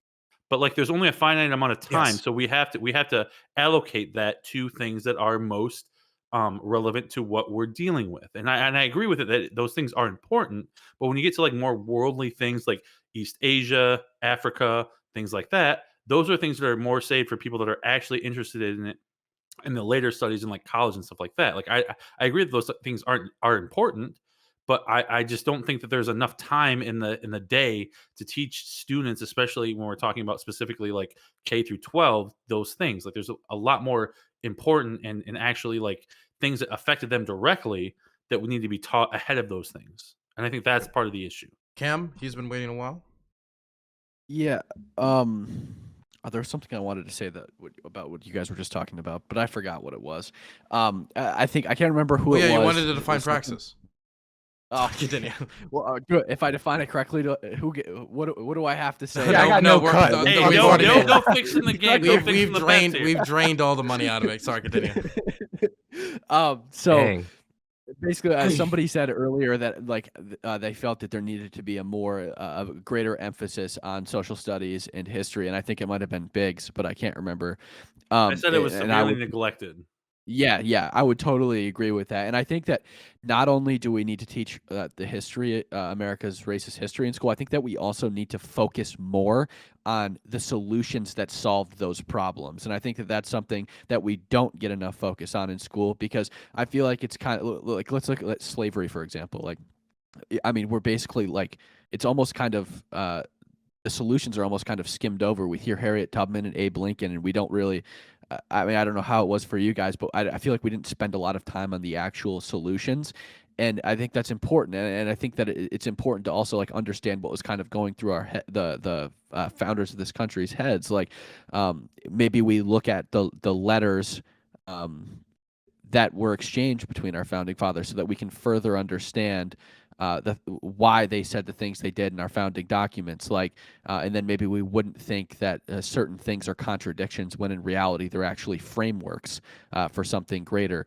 I think that we need to, it was a long time before I had realized that by 1804 the North had entirely outlawed slavery in all northern states.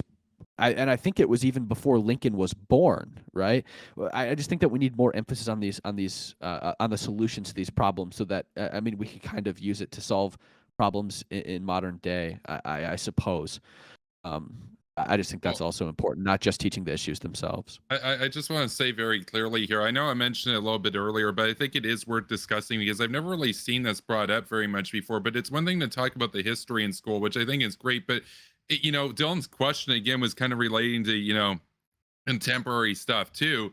I think it's important to teach dog whistles. I think, I don't know how you would do it as a curriculum, but I think even the 1350 stuff earlier, like, look, that should be in schools. There should be some awareness for kids, and it shouldn't just be in university, like, oh, save that for college. No. There should be something probably in middle school, awareness of alt-right memetics or whatever the hell, or racist apologetics, because I brought up the Columbus stuff earlier that my friend was bombarded with, but this stuff applies to every race. Basically, there should be some level of that taught in school, apart from the history, apart from everything else, just contemporary insidious modes of media propagation that racists use. Superpower broadcasting. I don't necessarily think that that's a bad idea, but the problem here is that these Gen Z kids understand these dog whistles better than any fucking teacher ever will.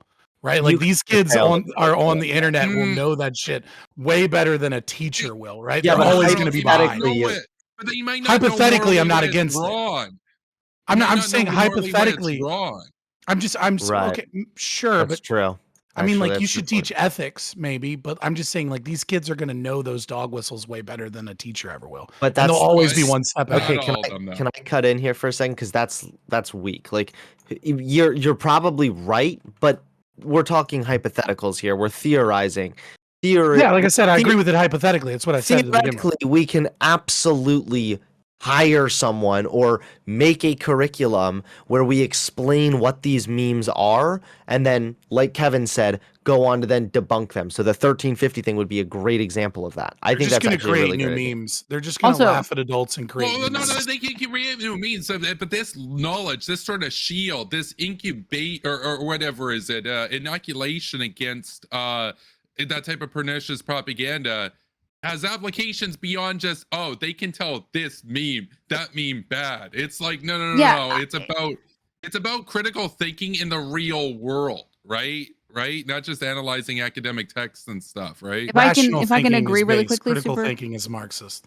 Superpower, if I can just add as well. Are you serious? It's Are you about kidding the right now? framework. It's about the framework of understanding.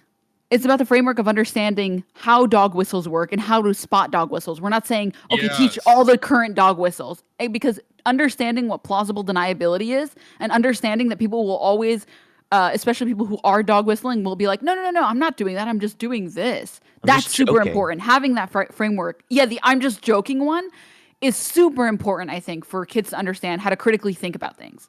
Yeah, it's like teach them rationality. It's like teaching somebody how to drive as opposed to teaching them the specs of a particular you really car. Want to take a conversation. Fabian, one second.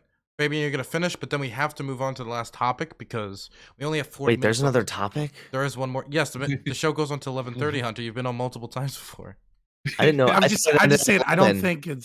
I just don't think it's a good 11:30. idea to teach, like, to be teaching, like, how to interact with dog whistles and memes. Like, just teach more history, teach rational thinking, teach civics again, right? Like you're dealing with a Band-Aid on something. Fabian Scott, you acknowledge that they exist and are a force. You even said that they're aware that these things are out there, but you're against a neutral, moral-focused teaching to counteract.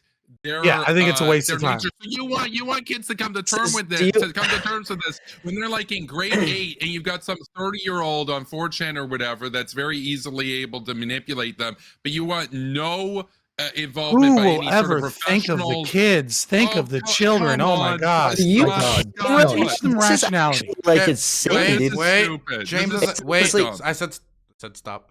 James, you haven't talked in forever, so I'm gonna throw it to James. No, because I literally haven't discussed this at all because I can't get a word in edgewise amongst all the CRT experts who don't actually have post-secondary education degrees. Oh, burn y'all. So just going to throw this out here that apparently the hyperactivity and the concern isn't that CRT, it's the lens that it's taught through. It's how's the person actually teaching it. CRT can be praxis after all. And this is the big fucking conversation. So here's the issue. The issue isn't with the lens is what I'm hearing. The lens is the excuse. The problem is with the teachers and the fact that people can't control what the morality or the subjective viewpoint is of any teacher. Because all the people are like, CRT, it's the lens, it's all the Marxists. Like, yeah, guess what? Every fucking teacher also teaches things through a historical lens, a political lens, an economic lens. Like, no offense, I don't want any free market chuckle fuck teaching my kids that fucking property is more important than humanity. So guess what? It all depends on the fucking viewpoint of the teacher, the lens they are using, and then what you, as a parent, find to be abhorrent or not that your child gets taught. So everybody's like, CRT the lens, CRT the lens. Your issue isn't with CRT. Your issue is with people viewing things through CRT and then possibly communicating in a way and you don't like it in much the same way that I don't want free market capitalists teaching my kids fucking economics or humanity. Thank you. Are you a Marxist by any chance? So I don't think there's any need. Am I a Marxist? Good God, no. I don't think there's any need for the animations and stuff like that. That just like deflates your point. I agree with you. Capitalism though to racism. Yeah, and it's not the. stuff, It's obviously not the same thing, right? It's obviously not the same. There's things in It's a theories. lens. Obviously, there's theories for sure. Yes, I agree with that. But the problem with CRT though is it's not something that came from a lower level like education system. This was like a top tier law, legal, postgraduate level courses. Okay. And we're talking about applying that to elementary school kids. And I think that's the issue that we're having. And like Scott said, like it's about the praxis, it's about how it's involved in day-to-day life, which is the point that Dylan was trying to get to with all these bets. And I think Dylan has a gambling problem, but I will skip that. Oh no. I think it's perfectly fine. If Dylan wants to rake in the cash, I'm all for that. Everybody sub to Dylan, sub to all these fine panelists. But I think that the issue here is that CRT, as far as like it's involved in the actual like higher level academic, is not something we can equate to lower level education, primary education. It just doesn't comprehend, right? But I think the issue, like I said before, was that history itself is something that's severely neglected. Aristocracy brought up the issue with the things like, only being taught specific things about specific locations. But I do think that there's a finite amount of time and things like that. So I think maybe if we want to add these things, especially things that have to do with socioeconomic status, like race and racism and stuff like that, that's perfectly fine. I think that as long as we do it in a way that's responsible and not making kids feel bad. Kids have so much to deal with already. We don't want to put things like racism and making their friends feel bad and stuff like that. There's so many other things that we need to help focus on for kids, that these type of issues just don't belong in things like elementary school. Once you get into like higher levels, like even high school, I think that's maybe something we can discuss. But when you talk about like education in elementary school, I just think that's just wrong. I think it's just antithetical to what we want to do for kids. We need to be focusing on what kids, how to think, not what to think. And I think that's the biggest issue with what people think CRT is, and whether this is true or not, I don't know. Because for me personally, it's just all anecdotal. But like if we teach kids how to think, it won't matter if we want to teach them what to think, because they'll have that critical thinking skills to be able to parse through the bullshit. And that's what we need to really teach kids, because right now they're lacking that. Critical thinking is on the decline currently, and that's what's failing our country, is my belief. Okay, so I'm a businessman, right? Everybody knows this. I'm a Sigma grind. Are you a businessman? I'm a businessman. Here it goes. Okay, and so transphobia. I just Fabian, I need to ask you a question, okay? And look, I'll give you a cut, okay? 50% right down the middle. Okay. Jesus Christ. What's going on now? He doesn't know how much it's 50% of, though. Keep in mind. It possibly means $150. So, what's the difference between critical theory and critical race theory? So critical theory is a sociological lens that is based in Marxism and based out of the Frankfurt School, right? Critical race theory actually starts in the legal system with critical legal studies, which applied critical theory, some of the same concepts like critical analysis and some of the concepts of Marxism, right? Critical race theory adds a few additional elements at first into the legal system. What grows out of that, right, is Volkism. What grows out of that is also racial identitarianism, not just Volkism, but Black liberation, right? And then as it gets applied into the legal studies, it then gets readopted by sociology, right, to take some of the oppressor-oppressed narrative and sections and change what you might call class consciousness in the power dynamics perspective into racial consciousness. I feel like that's about as far as I can go. Maybe I'm missing some element of it. I mean, Yeah, that's correct. subsections of whiteness studies, some sections of post-colonialism, you know, et cetera, et cetera. Okay. I'll Did get you win Even the I'd money? say he had Wait, it. I have no clue yet. I have a I question don't know for the the answer to the question. I'll ANCAP figure it too. out from the person. Sure, you can ask him a question, but then we got to move on to the last question. But the last question is going to be easy. We'll probably be done within 30 minutes. Just Eh, going yeah. back to what he was saying before about teaching about the dog whistles, like, do you really think that just teaching them to be rational is a good response instead of like don't you realize like there's gonna be something that we have to teach them to be rational about, right? Well, you need to Present teach them the- to be strong thinkers, right? And so you need to teach them rationality. You need to teach them logic. You So need why to teach can't them that? how to They're read and strong. write and be Wait, powerful. why can't There are that go strong hand in hand? thinkers that got sucked. Yeah, Why there's can't strong that go It hand- just seems like a meme. It just Go seems like hand a meme band-aid on our political No, discourse. why can't that No. go hand in hand with teaching them how to also think logically about some of the propaganda that they might be exposed to on social media? Yeah, there are Just lots like- of smart people. There are Wait, lots of wait, smart wait, people wait, out wait, there wait, that wait, get I want to know his sucked in. answer. I want to talk to him here for 3 right. seconds here about this. Because the same reason we talked about some of the reason that history is taught from different areas, right? Is that like you only have a limited amount of time and there's a lot that you need to teach them. So you need to teach them STEM, you need to teach them history, right? The goal of teaching, you know, that depends upon what the goal is. Is it like a Max Stirner goal Isn't of it supposed to teaching be to them? prepare you for life moving on? Like, I'm going to make you the most educated you possibly can be and also Right, but educate when you. you're hyper focused on something that is an issue within our current political climate, I think that's not as That's not generalizable as not teaching hyper- people to be one strong lesson. thinkers, right? Not It's like hyper. one lesson. First, okay, no, not hyper Hey, focused. yeah, Yeah, we're sure. If talking it's like about just one lesson in school, like that's like that you take like 3 or 4 days on or less, then like yeah, sure, fine. We have to cut Okay. the wait. We got to cut it off here. Okay. So we could have an outro to this, but if we have an outro, then we're not gonna have last time for the last topic, which I think we're gonna blow through actually. Let's get to the God stuff. Okay, the last Yeah, topic. anti-theism. Last topic is religion under attack in America?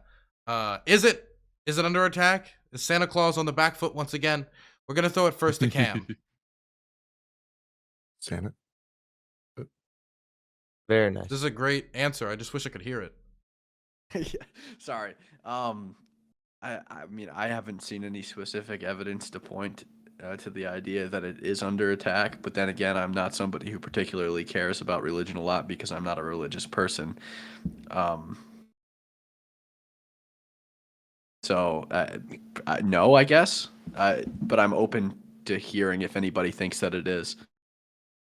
Okay, Biggz. So I'm an atheist personally, and I do not like religion at all, whether it be Christianity, any other Muslim, Judaism. I don't think religion is something we need to have in 2021. But as far as like people being attacked, I do think that there is factions for everything, whether it be political, whether it be religious, whether it be sports teams, right? And I think that anybody who becomes under attack should defend themselves as best they can. I don't agree with them. If things like, the attack on Christmas or whatever, like all these things like the Christians say are a problem, I don't agree with it personally, but I don't want to take away from what they're saying. I think it kind of falls in the same lines as like when people say like they disregard people that take like racism, not seriously, or sexism or genderism or whatever it is. I think if you personally feel attacked, you should do whatever you can to defend yourself in a way that's productive and making a point to make your views more relatable. And I think if any religion can do that, I think that's perfectly fine. But I don't think that there's anything to actually be had as far as religion goes, just because my personal belief is that um, most religion is just a way of controlling people that was perpetuated throughout history, and we're just now kind of seeing it starting to slough itself off to its final dregs. Hopefully, we can continue that. Is my personal belief, but we'll see what happens. Fabian? Sorry, I clicked the wrong button. Yeah, so I think the question is kind of like an obvious yes. I think, but the problem is the way the question is framed. Like, obviously, religion is under attack, but kind of religions are always under attack, and religions are always kind of vying for more institutional power and control, right? So, I mean, I think the topic really should be focused on, like, is the attacks on religion increasing, or is there a chilling effect of additional attacks on religion increasing, or are we kind of like losing something as we lose our religion in society, right? Like, these are really the questions that are begged here, because obviously religion's under attack. I mean, but it's like, but that's such an amorphous kind of thing, right? You know what I mean? In the first 110 years of this country, there was only 3 Supreme Court cases that were brought up on religious freedom, and yet in 2020 there was 14. Right? Like, we have cases of, you know, a blind woman passing out, a 63-year-old blind woman passing out copies of the King James Bible and then being kicked out of a public park by the state because she's not allowed to do that, et cetera, et cetera. And so, but then again, you get into this area where your religious rights kind of go up against other people's religious rights to be atheist, right? So the question should really be like, are we losing something as we lose our religion? And I think the best kind of example of that to springboard from is kind of the end lines of the parable of Madman by Nietzsche, right? I've come too early, he said then, my time has not yet come. The tremendous event is still on its way, still traveling. It has not yet reached the ears of men. Lightning and thunder require time. The light of the stars require time. Deeds require time even after they are done, before they can be seen and heard. This deed is still more distant from them than the distant stars, and yet they have done it themselves. And that's the whole God is dead theme. So I think that's really more the interesting topic, is what occurs when we lose our religion and the religious moorings of our society. Okay, next is Denims. Yeah, okay. I wanted to say that I do not think religion is under attack and as a whole in America. Religion is actually one of the few things that I have studied. Our legal system and the way we treat religion is actually one of the few things that I've studied. And religious freedoms in the United States are super, super protected. As long as you follow a major religion, and I'm pretty sure Scientology is included in this. And also, if you are an indigenous person, your practices are also upheld as like religious beliefs. We have a lot of protections for religion in America, which is really cool. And I agree with it. I am not personally very religious, and I do think that religion can be very bad, especially huge organized religion can be very bad. But I do think that having those religious freedoms for people is very important. You know, someone shouldn't be forced to work on a Sunday if they practice on Sundays. They should be allowed to work the other days, and they should have that freedom. However, and so sorry, in addition to that, this is part of the reason why I don't think religion is under attack in America. We have amazing religious freedoms that are pretty good in America in comparison to some other countries as well. And most of our like lawmakers will actively talk about God. You'll see this a lot with like abortion laws. Like, they will always invoke God in their speeches and their conversations, whatever. If you want to talk about any religions that might be under attack, I mean, there is like anti-Semitism in America for sure. You can see that. There's actual Islamophobia that you can definitely see. But yeah, so. Okay. That's it. Next is going to be Hunter Avallone.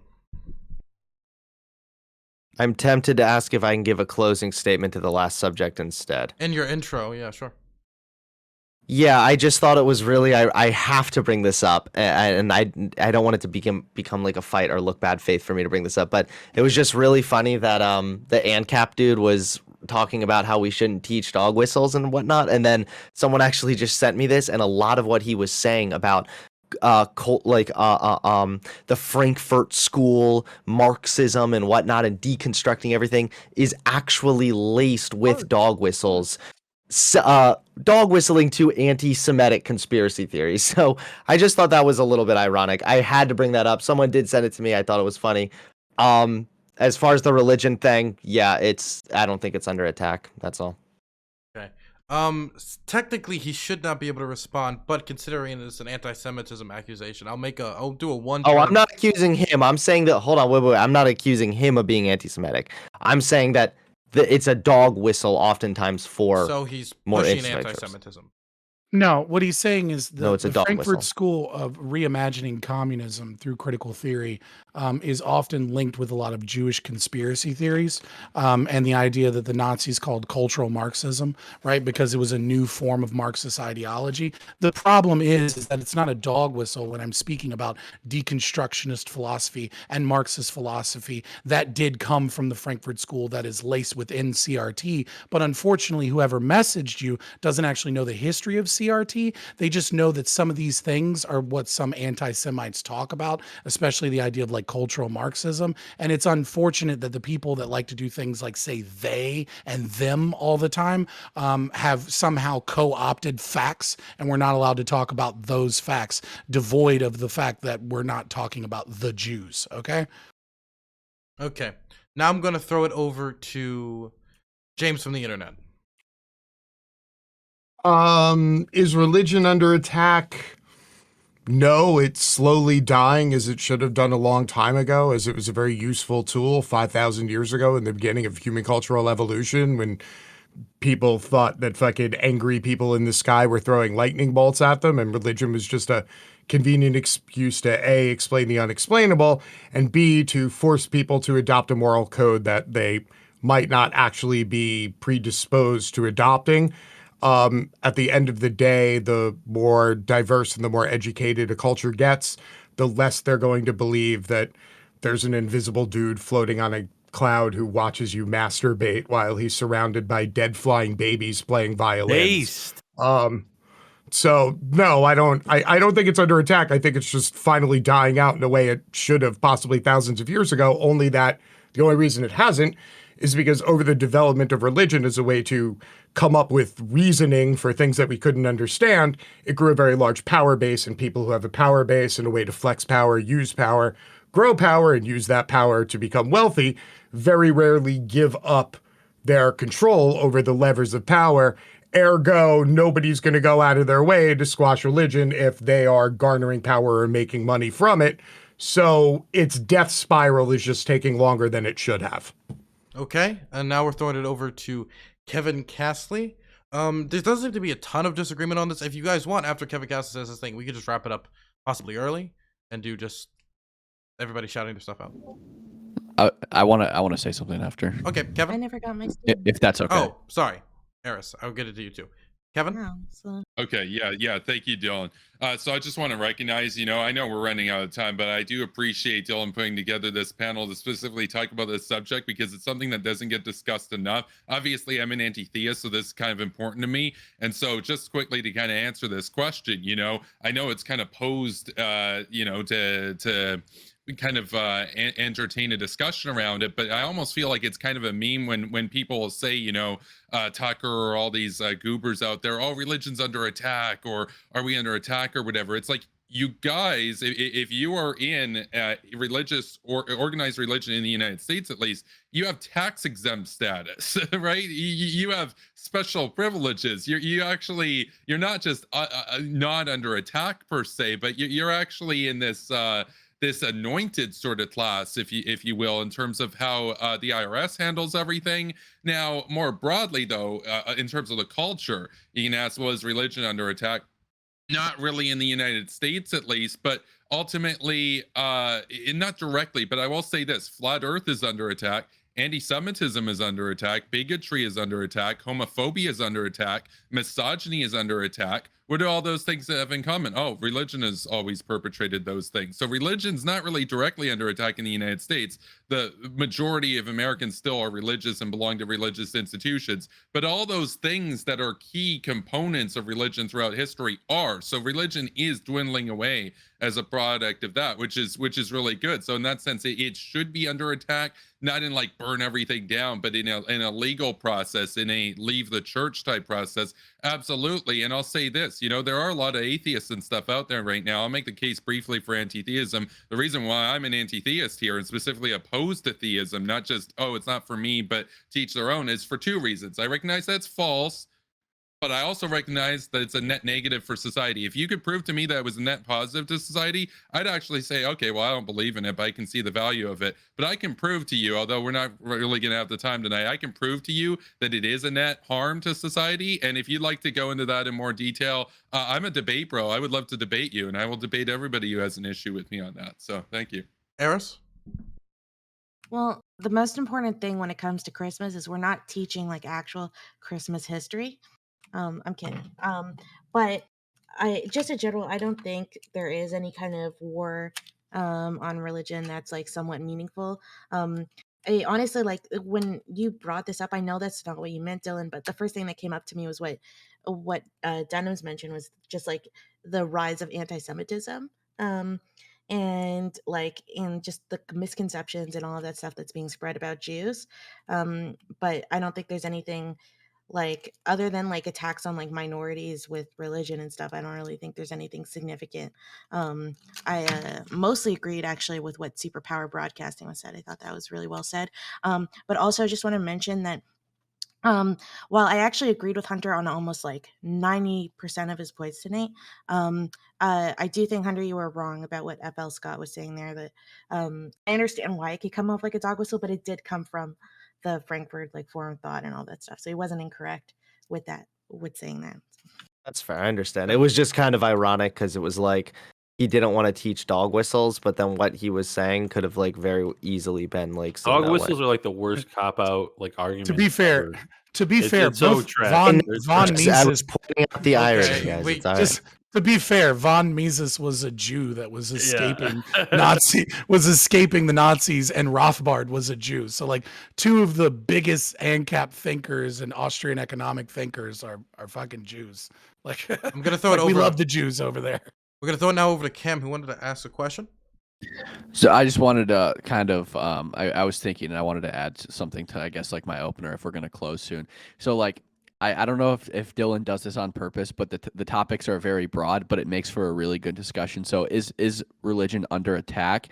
So I guess it like, is religion under attack systemically or on like an interpersonal level, or is it under attack in America, right? Because I think that religions are constantly warring with each other all over the world.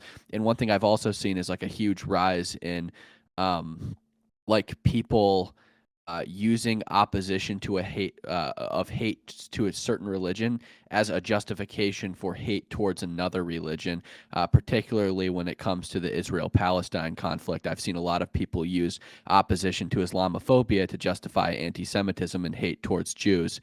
But like I said, do I think religion is under attack systemically in America? Absolutely not. I think that it's just kind of pittering out. I don't think that there's any systems in place that are causing people to lessen their faith in religion or anything like that. I think that people are just kind of, I guess, as the generations go on, deciding more and more that they don't want to practice religion. Now, I guess interpersonally, there's always going to be people who are Islamophobic or anti-Semitic or hateful towards Christians or whatever. It's always going to happen as long as religion exists. So I guess you can make an argument that, like, on an interpersonal level, perhaps like people attack religions, but systemically, no. If you want a really interesting read, because it seems like we're not going to go deep into this topic, but I think everyone. No, I got to do a meme, but continue. Yeah, I think a great thing to read would be Franz Kafka's letter to his father. There's a really interesting couple of paragraphs where he talks about the abusive relationship of his father as this tyrant and how he tried to force kind of Jewish principles onto him, but he never took him to the synagogue, and the effects that had in the family dynamic and the way he viewed religion. And I think it would be a great read for anybody that is kind of questioning the ideas of the importance of religion in our culture and in our society, and what the effects of kind of being, supposedly religious, spiritual, but not religious, and things like that.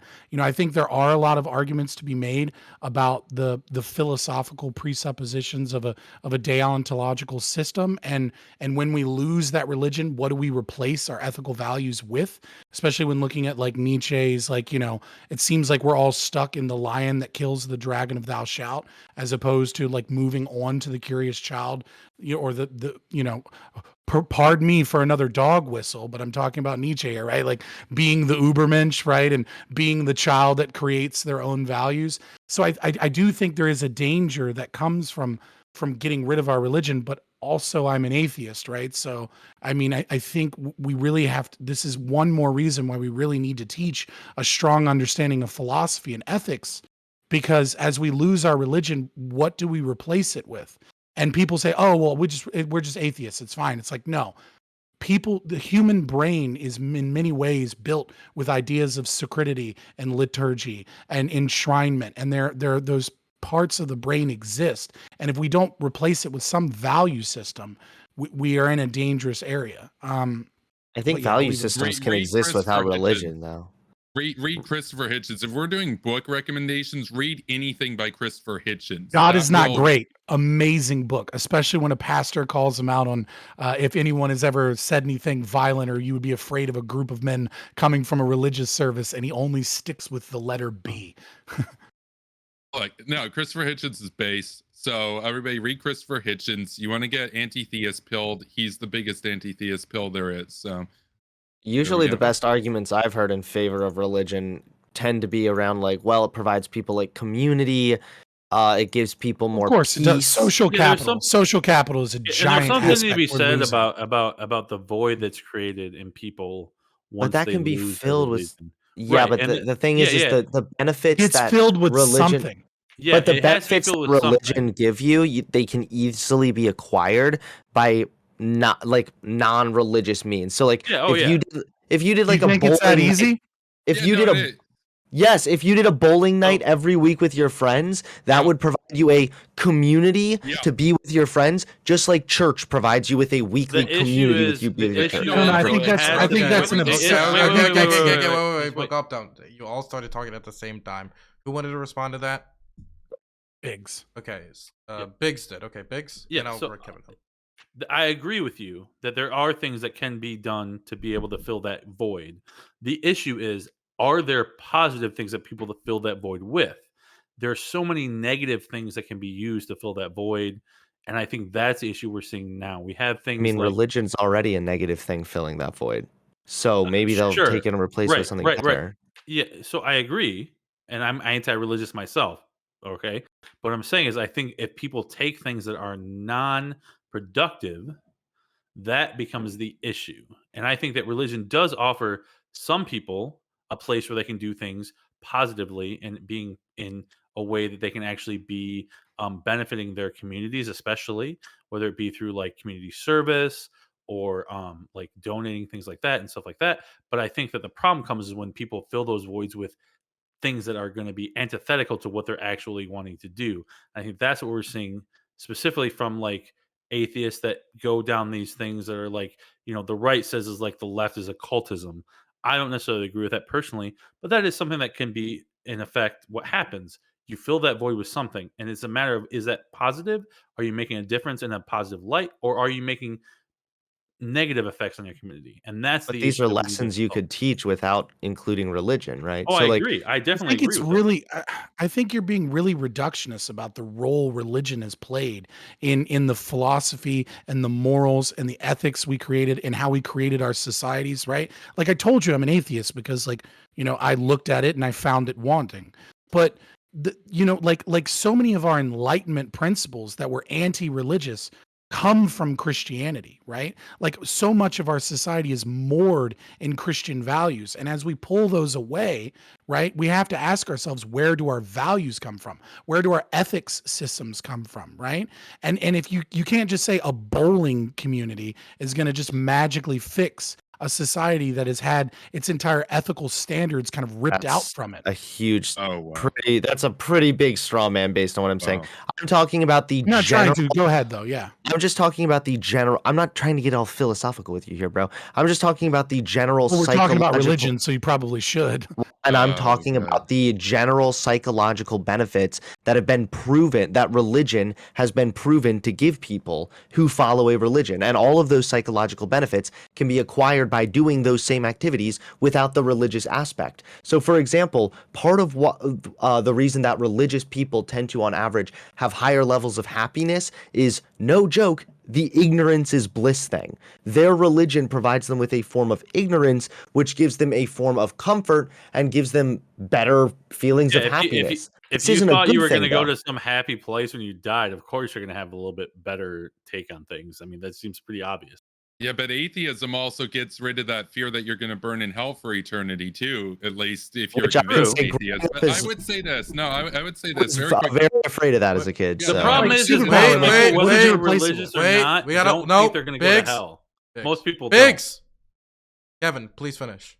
Thank you, Dylan. Okay, I just want to be very clear about something. This argument is often brought up, as Fabian was bringing up earlier, that basically the West is great because of religion, or the West has this great history in religion. No, I want to be very clear about something here. The West is great despite religion. Basically, every success that we have in science and in culture and everything was fought against the yoke of the church. You know, Galileo was imprisoned by the church, for example. All of these great figures in our history fought against the religion, basically. Even if they themselves were religious, what they were pushing for was to bring us to a humanist utopia. And I will say this. That's just misunderstanding. I gotta finish, So Scott. much. Here's the thing. Every single positive element that religion provides to people, and there are many. Okay, chat, I'm about to do something, okay? Vote CTV, okay? CTV is going up against Jackson Hinkle, okay? Vote CTV, he's the real winner, okay? He's the people's champion, he deserves a victory. Vote CTV in the thing in chat, okay? That's the one thing I ask of all of you. Vote CTV. Vote CTV, the people's champ, the Hippy Dippy people's champ deserves a W. Vote CTV in the thing in the chat, okay? Do it. Do it right now. Yeah, I agree with Like, you. I'm sorry, but you seem to be missing a misunderstanding that the scientific revolution and the Enlightenment came from Christianity's insistence on reason and the truth. If they stayed religious, we How wouldn't was have Christianity reason and truth? Yeah, they tried to burn people let's for look at- arguing. I mean, for- like, how about for a Thomas solar Aquinas, centric- right? Thomas Aquinas, Oh, God. as a Aquinas was a rational. goober. Aquinas was Oh a my goober. God. And by the Okay, way, I well, would you say can this just to my yell over atheist and friends, say to my- goober because you know that, like, you know that you're friends- making a disingenuous Oh, argument. to my Look, I'm not a atheist friends Christian. out there- to I'm my not a- atheist friends. I never Guys, said you were. To my Yeah, you're yelling over me because you know you're wrong. We have to wrap it up, okay, guys? I appreciate it, but I'm not gonna be going over the usual time. So I want to thank you all for coming on, and I want to tell everybody that the links are being posted in chat right now. I'll also be posting all your links in the YouTube description of this video, and I want to thank you all for coming on. It means a whole lot to me, and I want to send you all a lovely farewell. Thank you so much for coming on today. Yeah, thanks, Dylan. Have a fun time with Jesse Lee Peterson, by the way. I am going to have a blast, okay? See you guys later. Thanks, Dylan. Bye. Thanks, Bye. Dylan. Bye. Bye-bye. Boys, we're rating Infrared, okay? We need to help the up-and-coming Twitch panel host, okay? Go support CTV as he goes against Jackson Hinkle, okay? This is my command. See you guys later. Love you. See you next week. Destiny versus Actual Jake.